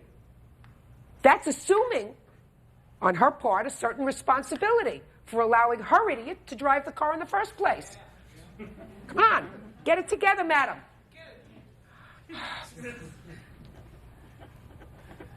$2,900. Judgment for the plaintiff. Thank you, Your Honor. Parties are excused. You may step out. Out the back door to your right, please. The money, that's not nothing. I'm still going to live out my dreams and become the richest person in 5 years. So, I mean, it doesn't matter. Like I said, this is all funny to me. They can get their money all they want to. But once they see me what I become in the future, I mean, they're going to feel bad because they're not a part of it. Well, there's somebody lying big time. Yeah, must be, because that's what he said. And it sure ain't me lying either. And now the next case. All parties on Heasley versus Jackson, step forward, please. Tom Heasley is suing his former friend, Clark Jackson, for wrecking his truck during a drunken camping trip. Clark says Tom encouraged him to drive while intoxicated and should share the blame for the accident. Mr. Heasley, you and a few friends, including the defendant, went on a fishing vacation. Now, tell me about this fishing vacation. Who went on the fishing vacation? Jesse Mobley, who's my witness, I went, and Clark Jackson went. We decided to go up to Rock Creek Lake to do some trout fishing to celebrate Jesse's wife being pregnant. So Just a second. A bunch of guys went fishing to celebrate his wife being pregnant? He had the choice of what we were going to do. What's your name? Jesse Mobley. You must have a very understanding wife, Jesse. Oh, yeah. Lucky you. So you went trout fishing, got some liquor?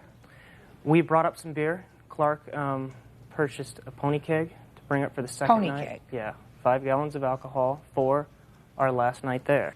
Mr. Heasley, let's get to the truth of it. Everybody was pretty drunk, and he took your truck. The night he took my trunk, all of us had a decent amount of alcohol. Okay. Now, how did you get behind the wheel of this truck? Tell me about it. Well, Your Honor, we had gone up to the store the night before and gotten some firewood, and we went back to the campsite that night, and we drank a couple more beers, and we started a campfire. I went to sleep, and they burned all the firewood that night, 5 bundles of firewood. The next night, I went to go light another fire, and I realized there wasn't any firewood. And I said, well, I'll go get some. Tom, you want to go with me? And he said, no, I don't want to go. I asked Jesse. Jesse said, no, he doesn't want to go. So I said, okay, fine. I'll go get it myself. And you had been drinking? Yes, I had. It was a bad judgment error, and... Is that what happened? Not even close. So tell me your version of what happened.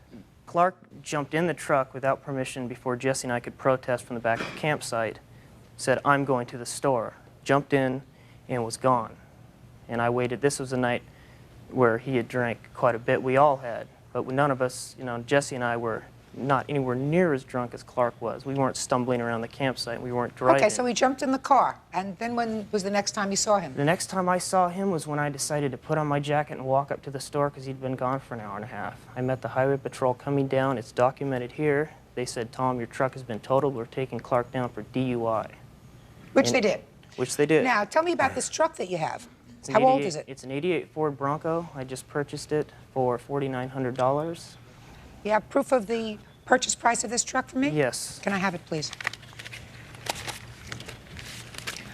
Now, Mr. Jackson, while I'm looking at that, sir, why do you feel as if you're not responsible for his truck? Basically, Your Honor, previously, well, the entire trip up there, Tom had been consenting to drinking and driving. Everywhere we went, we were drinking. On the way up there, Tom was sitting in the back seat of the Bronco handing us the alcohol. How old are you, sir? I am 22. Not true. There comes a point, sir, that you have to be totally and completely responsible for what you do. Yes, ma'am, I do understand that. But he did give me consent earlier that day by saying, you are welcome to drive my truck anytime this weekend. You are a very good driver. I know you can handle it. Mr. Jackson, you were blotto drunk. Yes, ma'am, I do understand that. You mean you think he should have said to you, you have permission to drive my truck unless you're blotto drunk? Your Honor, there was never a point in time where that drinking and driving was an issue. Well, it was an issue when you wrecked his truck. Judge Judy is ready to rule. 28-year-old Tom Heasley says while on a camping trip with his buddies, Clark Jackson wrecked his truck. You destroyed his truck. Were you able to salvage any part of it? None of all the salvage fees went for the tow fee, $1,000 to have it towed out of the canyon. And you had no insurance? Just minimal insurance. What kind of, what's minimal? Look at me, sir. Okay. What kind of minimal insurance? Just theft and collision. Did your insurance pay No, anything not- towards the car, is not a what I dime. want to know. Not a dime. I did not receive a dime. What was your blood alcohol on that day, sir? Ma'am, it was .14. So did you plead guilty to DUI? I am in the process, yes. Okay. Easy. Don't drink and drive. Yes, ma'am. And if you're 22 years old and old enough to get behind the wheel of a car, that you have to know. Don't blame anybody else. It's nobody else's fault but yours. You get behind the wheel of a car and you're drunk, you're just lucky you didn't kill yourself or, more importantly, somebody else. Yes, Judgment in this case is for the plaintiff in the amount of $4,900. That's all. Parties are excused. You may step out. I'll back up to you right now. Judge Judy continues in a moment. And on the next Judge Judy. I thought I had pretty good friends for a minute. I wanted to try and pay for the truck to salvage our friendship, but as you can tell, it wasn't possible. I had a really good friend over here, Jesse Mobley, basically ruined my life.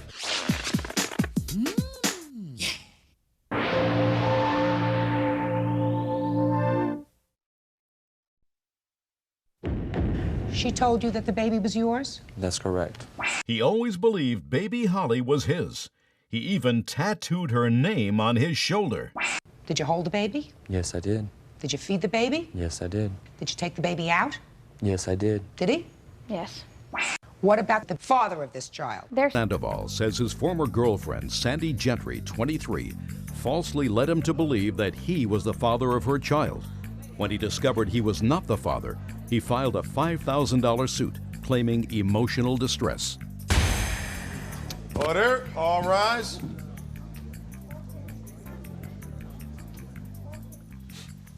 Yeah, this is case number 261 on the calendar in the matter of Sandoval versus Gentry. Parties have been sworn in. Judge, you may be seated. Have a seat, please.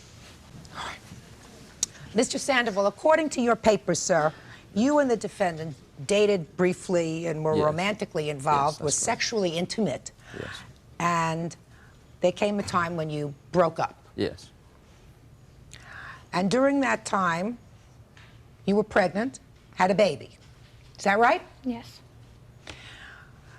And you called him and told him that you would have the baby. Yes. Yeah. And invited him to come over to see the baby. Mm-hmm. Do you remember what you said to him? Yes, when we were at my house, I had told him that I had been with another person, but I was pretty sure that he had been the father because I had used a condom with the other guy that I was with. So I let him know straight up that I had been with another guy. So. Did she tell you that, sir? No. She No. never told you No, that? she did not.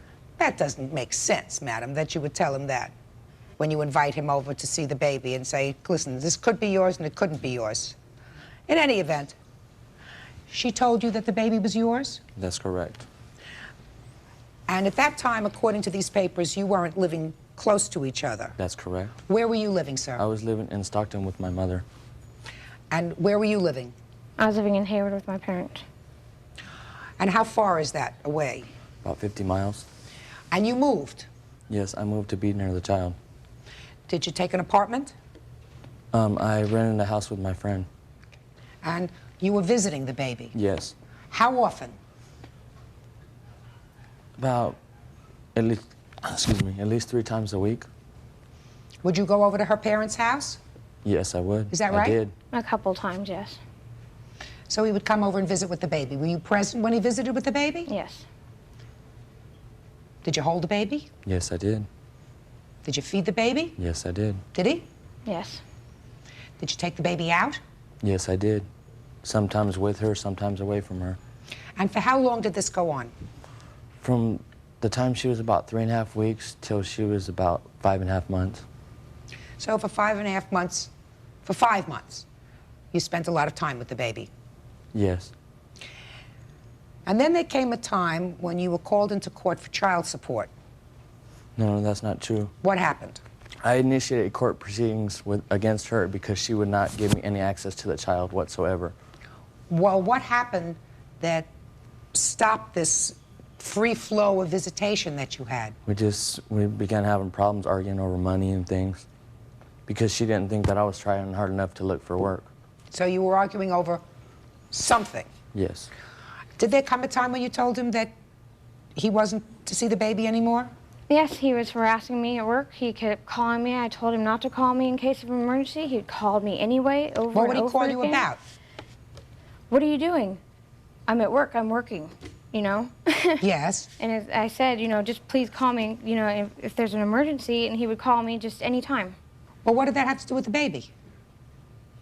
And then he would go over the babysitter's house. You know, she asked him to call first. He wouldn't call first. He just started showing up over there. It's just, it's just a bunch of things that just came down to it. I don't. So you told him that he couldn't see the baby anymore. Is that right? Mm-hmm. So you went to court. Yes, I did. And when you went to court, you had a blood test. Yes, and it excluded me. And the blood test said that you could not possibly be the biological father of this child. That's correct. And then what happened, sir? Because that's not the only thing that you're suing her for, the fact that she misled you. I got served papers at my aunt's house in March, on March 20th, and I received the papers by April. And that was the state calling you into court for child support. Correct. Because you had listed his name as the father. And the welfare department, they have you put down. No, listen to me. Just answer my question. Yes. You had listed his name as the father. And the other guy also. They have you put down whoever the father could be on a child support paper. And so, you know, you put down both of them and they go from there.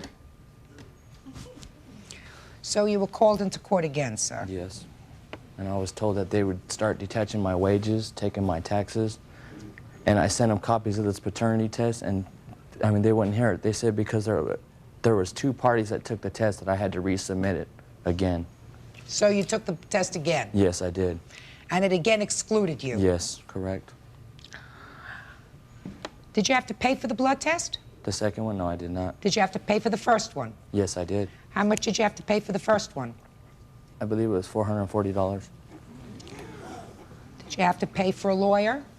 No, I represented myself completely. Did you have any other expenses, sir, as a result of this proceeding? Out-of-pocket expenses? Out of my pocket? Yes. Court fees. How much were the court fees? $370. Anything else? No. Now, for my own information, Miss Gentry, what happened when they blood tested the other man who you claimed that you named? They're still trying to find him. Judge Judy continues in a moment. So as painful as it is right now to you, taught you a very good lesson. You want to fool around? Cover up. Real cases, real people. Judge Judy. 25-year-old Rich Sandoval says when a court-ordered paternity test proved he was not the father of Sandy Gentry's baby, he sued for emotional stress.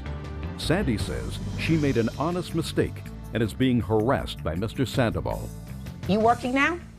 No, I'm not. Why not? I'm trying to establish where I'm living and, you know, I'm trying to get a job, yes. Where were you working before? Just odd jobs through a temp agency. So why did you stop working? Because I just couldn't handle it anymore. I couldn't handle him. He came to my work, or someone came to my work, and I just couldn't take the harassment anymore. What harassment? From him. And I just couldn't take it anymore. What was going on? Well, explain to me what was going on, Miss Gentry. I don't understand what was going on. Well, it's just he would harass me, and he would... That's a conclusion. How did he harass you? He would call me, he would threaten me. How did he threaten you? He threatened me and my friend over the phone. What did he say, madam? That he was, if I didn't watch out, I was going to be shot, things like that. I don't... Did you ever say that to her? You know, the problem, Miss Gentry, is when a court gets the impression that somebody's a liar, they question everything that they say.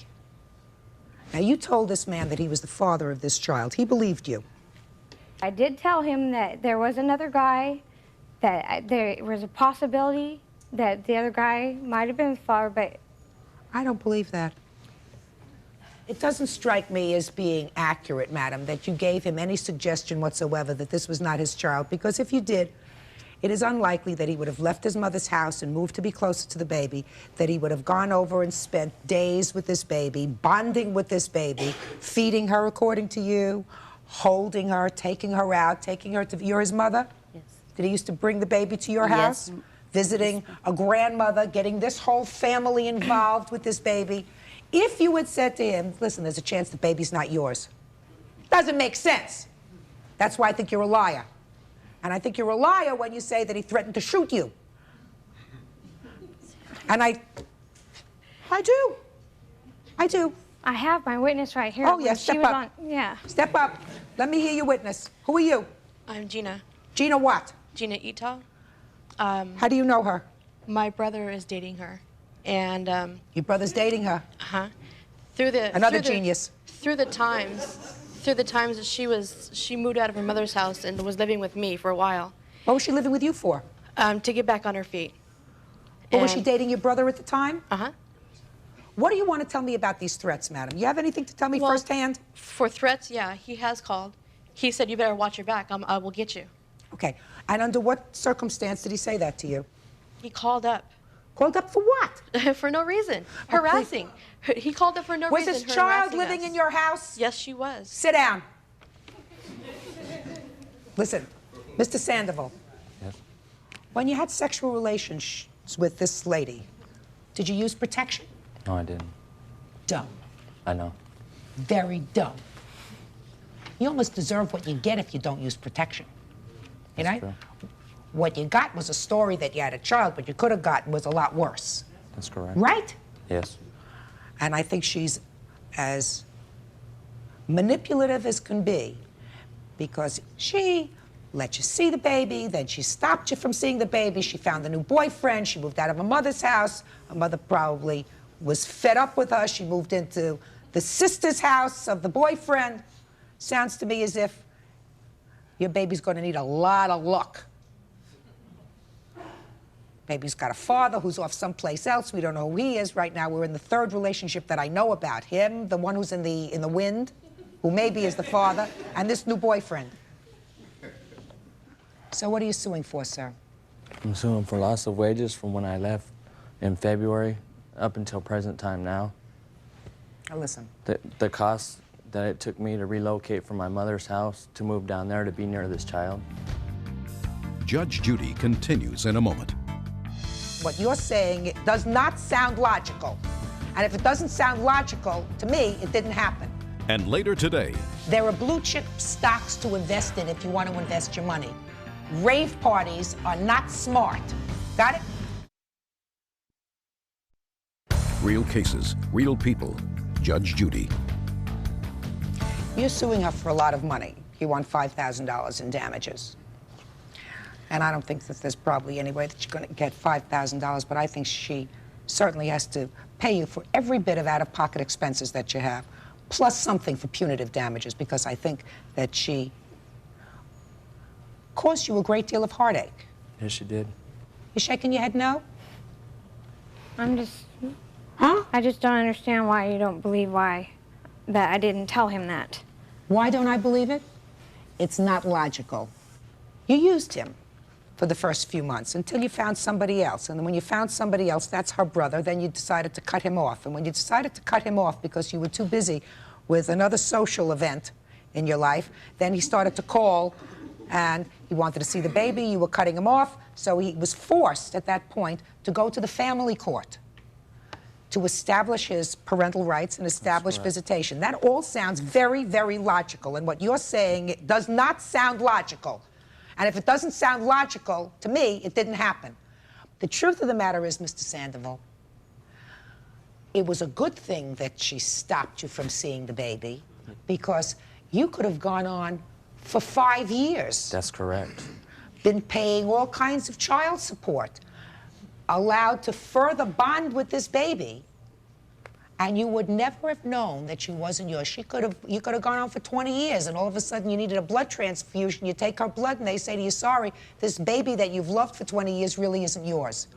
So as painful as it is right now to you, it was only 5 months worth of pain at your age, and taught you a very good lesson. You want to fool around? Cover up. Judgment in this case is for the plaintiff in the amount of $2,000. That's all. Parties are excused. You may step out. Out the back door to your right, please. I guess he just wants money. I don't know what he wants. No, justice. There's a difference. Whatever. And now the next case. All parties on Light versus Betts. Step forward, please. Nancy Light is suing Ann Betts on behalf of her 2 children, 17-year-old Alexis and 15-year-old Aaron. Alexis and Aaron claim they invested $600 in a rave dance concert. They say they got ripped off and want their money back. Who is Alexis? That'd be me. And you are how old? I'm 17. You're her mom? Yeah. And her brother? Yeah. Why don't the two of you sit down for a moment and just leave Alexis right here? All right. According to these papers, you were planning a rave party. Yes. Is that pronounced correctly? Yes, ma'am. You're going to tell me what that is in a minute. And the plaintiff invested $600 in this party, and she received for her $600, $250 at the party's conclusion. She's suing you for the rest. Is that right? Correct. So who's going to tell me first what a rave party is? It's an all-ages, non-alcoholic dance event. It's music that usually we bring lighting and sound in, and goes from 8 p.m. until 6 or 7 a.m. Spend anywhere from $10,000 to $20,000 on a party, and it's to provide like all ages of children with things to do, kids and adults, and it's not a club scene, it's not an alcoholic thing. Is that what you do for a living, plan these parties? No, it's just an extra thing that I do. Okay. What prompted you to solicit funds from somebody who was a minor? She wanted to invest in the party. How did you know her? She comes to parties. Is that what happened? We were friends. We were somewhat close friends going into this, and I guess March before the party, she asked my brother and I, actually my brother first, if he would like to invest, which was more like a loan, not really an investment, it was a loan that we would be getting paid back, because she knew that my mom was weary about letting us loan her this money because it's a large investment. And according to your answer, at least, your defense to this lawsuit is twofold, right? You say, one, the party didn't make enough money, and second, because she's a minor, you couldn't enter into a valid contract with her? We didn't have anything in writing. It was an investment, and when you make money, you make. When you lose, you lose. I have a written statement here from Ann that was given to me the night after the party. I don't know, do you want to see this, or do you want me to read it to you, what it says? Is that something you wrote to her? Yeah. Yes, ma'am. Well, read me the pertinent part. It will only take a few weeks of busting overtime and work and living clean, and you'll have my word. You'll have my word that I will have your money back ASAP. I am only sorry things didn't work out any easier. I will pay every penny back plus some interest. Thank you so much for your help and participation. Sincerely, Ann. Sound familiar? Yes. So what happened? Well, the other guy who was involved in the party stole about $3,000 from the party, and I was forced to pay back all the investment, which was like, he didn't pay any of it back, and I've paid all of it back but about $200. And since this has been written, I only owe them $200 now. There's another $150 that, of course, wasn't receipted, but she knows that I gave it to her after the last event. Yes, she did. So that all she owes you now is $200? Yeah. All right. Judge Judy is ready to rule.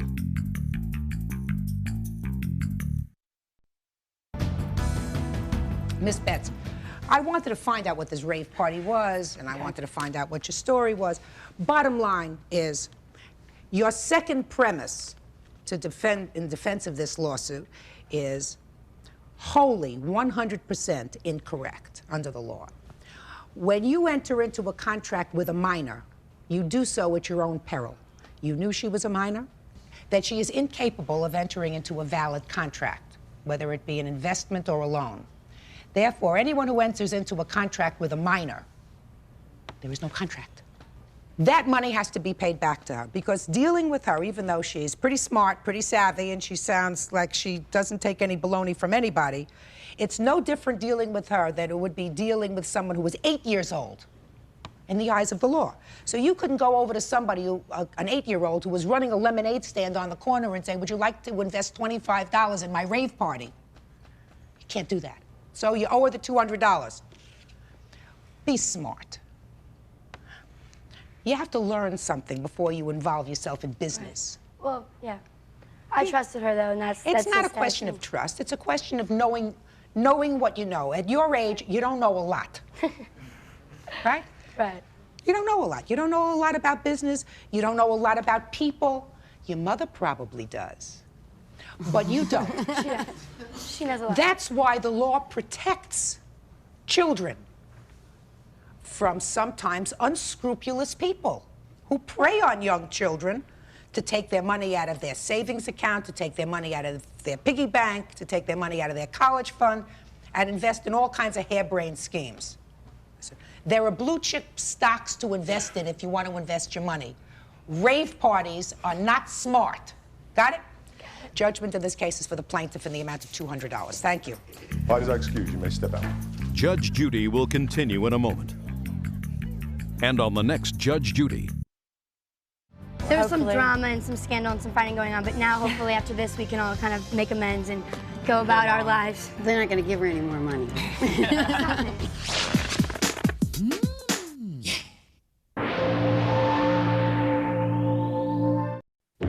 Rolanda says Rhonda borrowed her car and dented it. I was damaged on the driver's door. Okay? Are you telling me that you didn't cause the front end damage to the car? No, I did not. Yes, she did, Your Honor. No, I did not. Rhonda says Rolanda took her jewelry. My rings was missing. Now, you have to prove to me that she took your jewelry. Make this rather complicated case as simple as I can. You are not related to each other, even though you have the same last name. No. You are neighbors. Yes, we are. She borrowed your car. Yes, she did. And it was involved in some sort of a traffic accident, and it was damaged. Correct. Right? Yes. And you want her to pay for the damage to the car. Yes, I do. She says that while you were babysitting for her, jewelry was stolen from her house. So she's countersuing you for the jewelry. She said, therefore, she doesn't have to pay for the car. Is that this case? Yes, it is. So at least we have one thing that's a given. You damaged her car. Yes. Now, in what month, date and month, did you damage her car?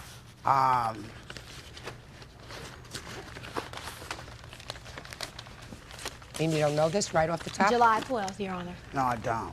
July 12th is when you borrowed the car. Yes. How was it damaged? Tell me.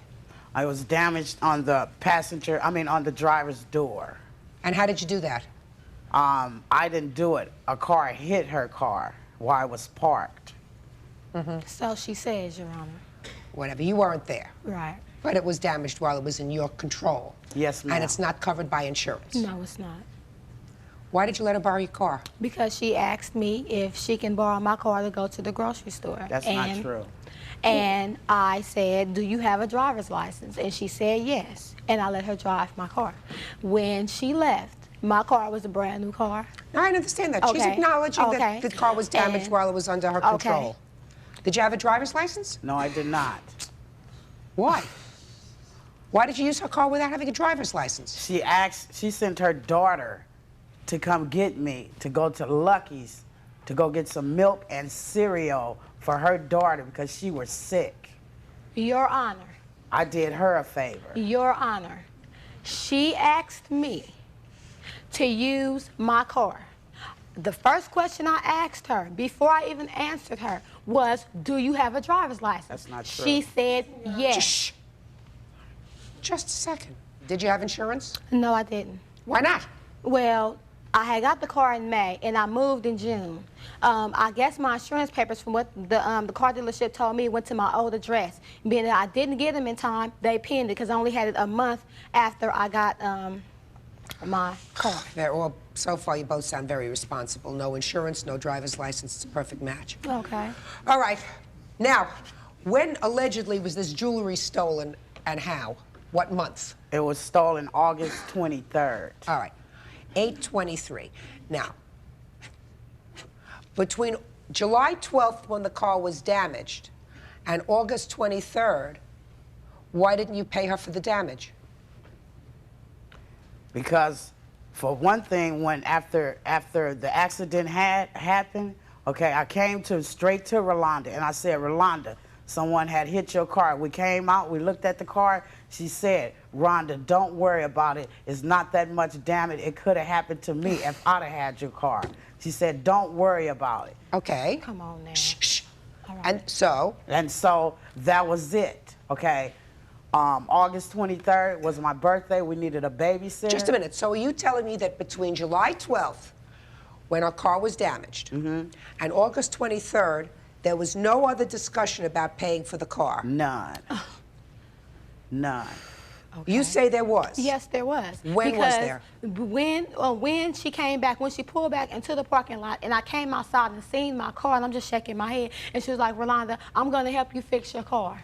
She said she's been knowing people who can fix my car, Your Honor. She said she's been knowing people, and I'll come to her door, I'll ask for some time. I'll be like, have you talked to someone? No, and she'll be like, yeah, I know somebody who will fix the car. Okay. You know, and then she got mad when I was like, I'm not going to fix your car. Who are you? I'm her witness and roommate. We live together. When she was at the store, I was at Rolanda's house sitting, waiting for her because the store is not very far from where we stay at. Okay, when she came back, all three of us walked out where the car is parked at in front of our apartment building, and we looked at the car. You know, I was looking like, where's the dent, you know? And it was very small, like maybe if someone opened their door and maybe hit the car or something like that, that's what it looked like. To me, it wasn't major at all. I'm going to see pictures of it. I assume the pictures are here. It wasn't major at all. My pictures to prove that they're not little itty bitty dents. I have pictures I have too. I have some damages that. Just a shut. Okay. That's certainly not an itty bitty dent. No, and that wasn't the dent that was in that car. Neither. Her car had been hit 3 times since that accident. Well, when did you take pictures of it? Maybe about 2 weeks ago when I knew that she was following this. Just a second. 2 weeks ago this happened? 3 months ago? July the 12th, Your Honor. Yes, but I didn't know she was going to file no suit against me or anything like this. When were these pictures taken? Those pictures were taken 3 days ago. 3 days ago? 3 days ago. Not interested in these pictures? Well, I want to see the estimate. Okay. I have right an estimate, after Your July Honor. 12th. I have an estimate, Your Honor, proving how much my driver's door does not open. My window is broken. That window was in that car. It has been rain, and my car, the door, it's rain, it's mildew stains inside of my car. Your husband Just a broke minute. the window. Hey! This damage report is 2.5 months after this incident. Yes. Okay. Your Honor, I'm telling the guys all the truth. She damaged my car. Judge Judy continues in a moment. You copped an attitude, which I have a feeling you can do very easily, and you said, I'm not doing that. And later today, Whoever made the decision that this was not going to be a long-term relationship, whether it was you or whether it was him, whoever it was, you're very lucky. real cases, real people. Judge Judy. Rolanda Davis says after she loaned her car to her neighbor, 36-year-old Rhonda Davis, she returned it with extensive damage. Rhonda admits the car was wrecked, but says Rolanda stole a gold ring from her home, making them even. She acknowledges she damaged your car. You do not have an estimate within a day, a two, a week after the accident. Right. $1,500 is practically what they charge just to look at a car. One of these car doctors, you know, they come out in a white coat and they look at it. You know, the looking costs $1,500. So we're not talking about a lot of money. The damage that you caused to the car was at least probably $1,500. Yes. If they have to pull it out, they have to repaint it, they have to buff it out. You agree with that? Yes, ma'am. Okay. So $1,500 she's entitled to for the car. Now, you have to prove to me that she took your jewelry. Prove it. Only way that I can prove it is that when we got ready to leave, okay, when I got to the club, okay, Jocelyn noticed that my jewelry was gone. What I did, I immediately got on the phone. I called Rolanda. I said, I dialed my number. Rolanda answered my phone. She said, hello. I said, Rolanda, this is Rhonda. First thing I said, how's the kids? She said, everything okay. I said, Rolanda, I left my rings on top of the TV. Can you please go get them for the kids won't mess with them? She said, okay. I said, I'm going to hold on until you do this, okay? I was holding on the phone. Whether Rolanda went in my room to check to see was the rings there or not, I was holding on. She came back to the phone. She said, okay, I got them. I said, okay, everything's okay? She said, yes. I hung up the phone. When I returned home, I say approximately maybe about 2:30, close to 2:45. Immediately as I walked in my door, I seen my table, the glass was broke, okay? Then Rolanda said, the window in the room is broke. I said, the room window. So I goes in the room and I pulls the curtain back. The whole window is busted out, okay? A family heirloom that I had from my grandmother that's passed, that was broke, okay? My rings was missing, all in one night. Okay, what happened? She called. And she did tell me that her ring was somewhere in her room. She did say that she would hold while I go in the room. I did not go in that room because I didn't want to be responsible for nothing coming up Just missing. a second. Okay. Stop you right there. All right. She called. She said, I'll hold on. I sat the phone Just down. a second. Okay. She said, I'll hold on while you go inside and get my rings because I don't want the kids. That's what she said to you. Right. And you did what? And I sat the phone down and sat there. I did not come back and reply to her, I got them. Yes, you did. Oh, sure you did. Yes, you did. That's what the reason sure I you was did. holding on. Okay. No, that's why I was, oh, excuse me. No. Excuse Hey, me. oh, sure you did. She is lying. No, I did not. My mother is right here. Let me tell you why you did. Let me tell you why you did. Because it doesn't make sense. It's not logical for you to have then walked back and said, I don't have the rings. I'm sorry. You put the phone down. You said, gonna wait a couple of minutes. You picked the phone up. You said, got him. I didn't say got him. What did you say? I told her I was not going in her room because I wasn't going to be responsible. No, you didn't. That's what I said. Oh, you did. Please, I didn't give me a leave out break. that living room. Your Honor, You got that my is rings. the truth. I didn't leave out the living room. Oh, I believe it. I stayed How you right know the next door bedroom to her. window was Listen broke? to me. Listen to me. Okay. Either way, Okay. you're responsible. She's absolutely right. Either way, you're responsible. She called you. That's what You I were did. babysitting for her children. She said, I left my rings. Please go inside and secure them. Instead of doing that, you copped an attitude, which I have a feeling you can do very easily, and you said, I'm not doing that. You took the phone, put it down, waited a minute, picked it up and said, I got him. That's what she did. No, I didn't, Your Honor. Sure you did.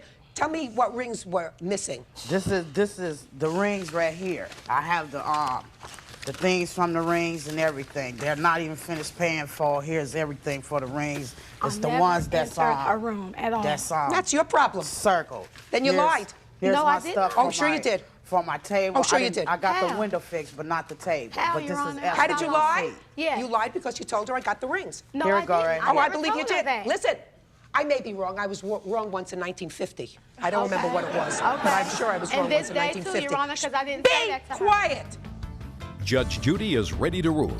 And later today, You are so full of baloney. Am I? You are so full of baloney. But you're a very quick thinker. real cases, real people. Judge Judy. This case is going to turn out to be a wash, you know.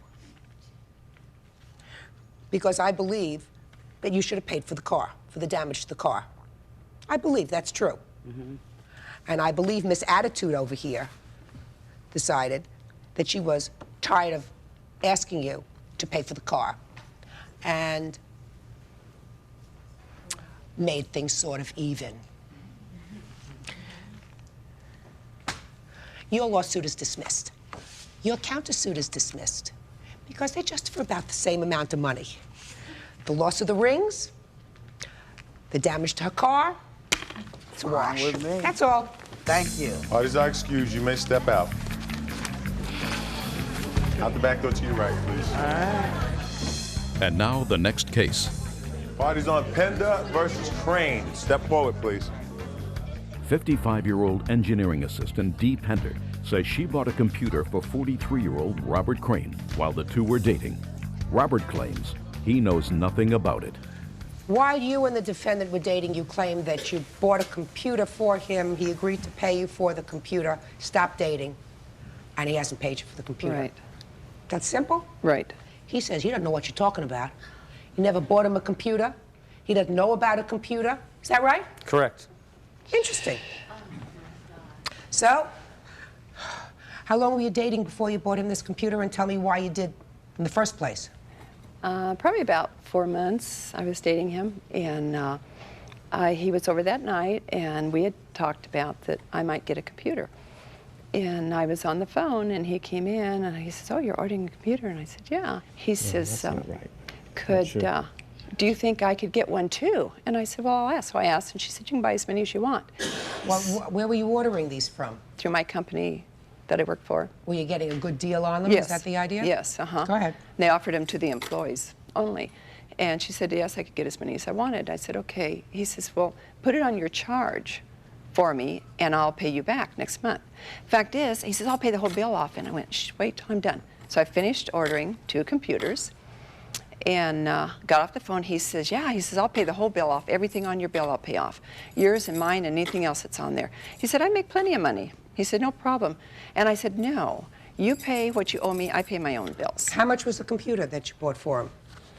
In the end, by the time we got everything on there was $1,943.55. That's what it finally came to. Okay. So he comes over and he says, I make $15,000 a month. Here's my check stub, I'll show you. And I looked and I went, whoa. And he says, yeah, I make plenty of money. Don't worry, I'll pay the whole thing. I said, no, just pay your bill. That's all I want. And so the bill came in, and he says, well, the next month, he says, I'm a little short of cash. Can I just make the payment this time? He said, actually, I'll pay it when my tax check comes in. He said, that'll be in the next week. And I said, okay. I said, you know, pay $100 on this. Okay. So Did he give you $100? Yes. Yes, he paid me $100. Well, let me ask you this question. Have the computers been delivered? Oh, yeah. Oh, yeah, they were delivered the next month. Did you talk to him about his computer? Oh, yeah. He said, yeah, he liked it. He thought it was great. What kind was it? A Micron? Micron, I believe. Here it is right here. Okay. And which credit card did you put it on? My Citibank Visa. Okay. There's a little note here that he left tagged on my car after he moved out in the middle of the night in his handwriting saying, I will pay you. He put this on my car. I put the date up there of the day he left it on my car. Let me have it, please.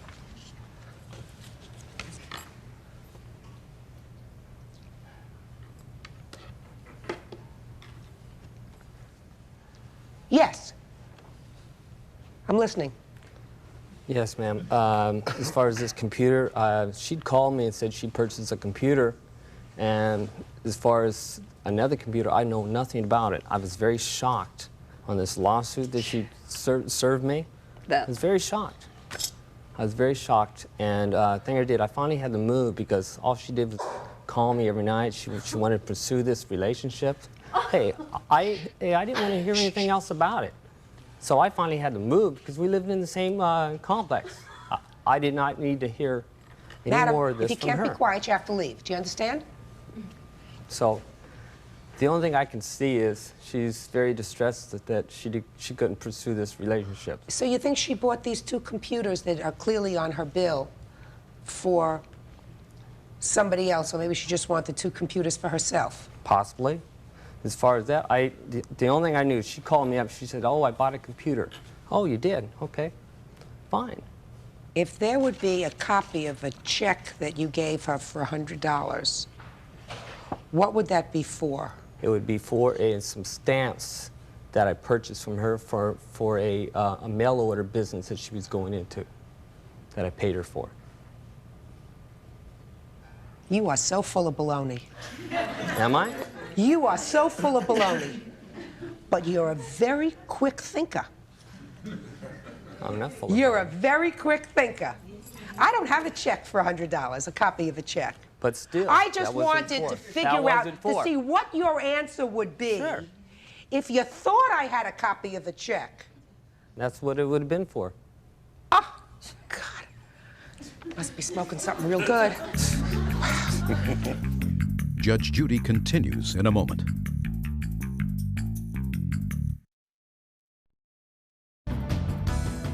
$1,943.55 is what your Visa bill shows.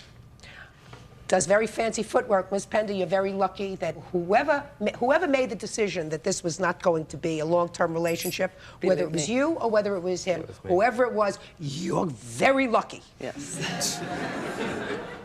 Earth to Mr. Crane. You Yes. can't pull the wool over everybody's eyes all the time, sir. I'm sorry. What were the interest charges since this purchase was made? His interest charges, we're going to give him credit for the $100, even though he now says it's for stamps. And also lost wages because same time he moved, his company moved.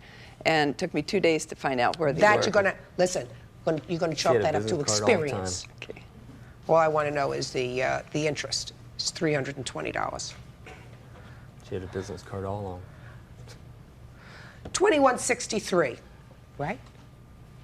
She got there. That's what I got there. Judgment for the plaintiff in the amount of $2,163. Parties are excused. You may step out. Judge Judy will continue in a moment. And on the next Judge Judy.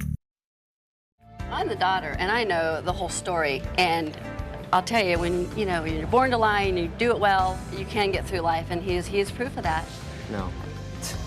Yeah, they're just ganging up on me. That's why I'm by myself. So, hey.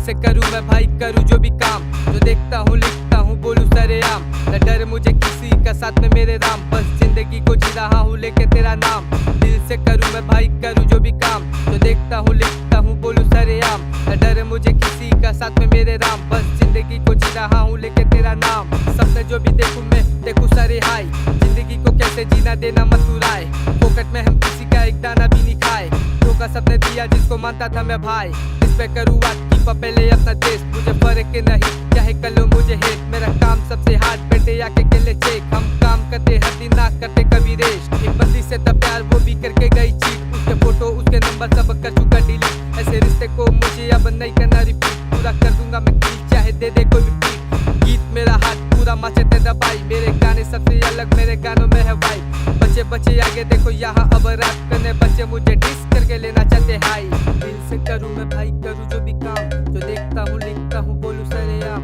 न डरे मुझे किसी का साथ में मेरे राम बस जिंदगी को जी रहा हूँ लेके तेरा नाम दिल से करूँ मैं भाई करूँ जो भी काम जो देखता हूँ लिखता हूँ बोलूँ सरेआम न डरे मुझे किसी का साथ में मेरे राम बस जिंदगी को जी रहा हूँ लेके तेरा नाम दिल से करूँ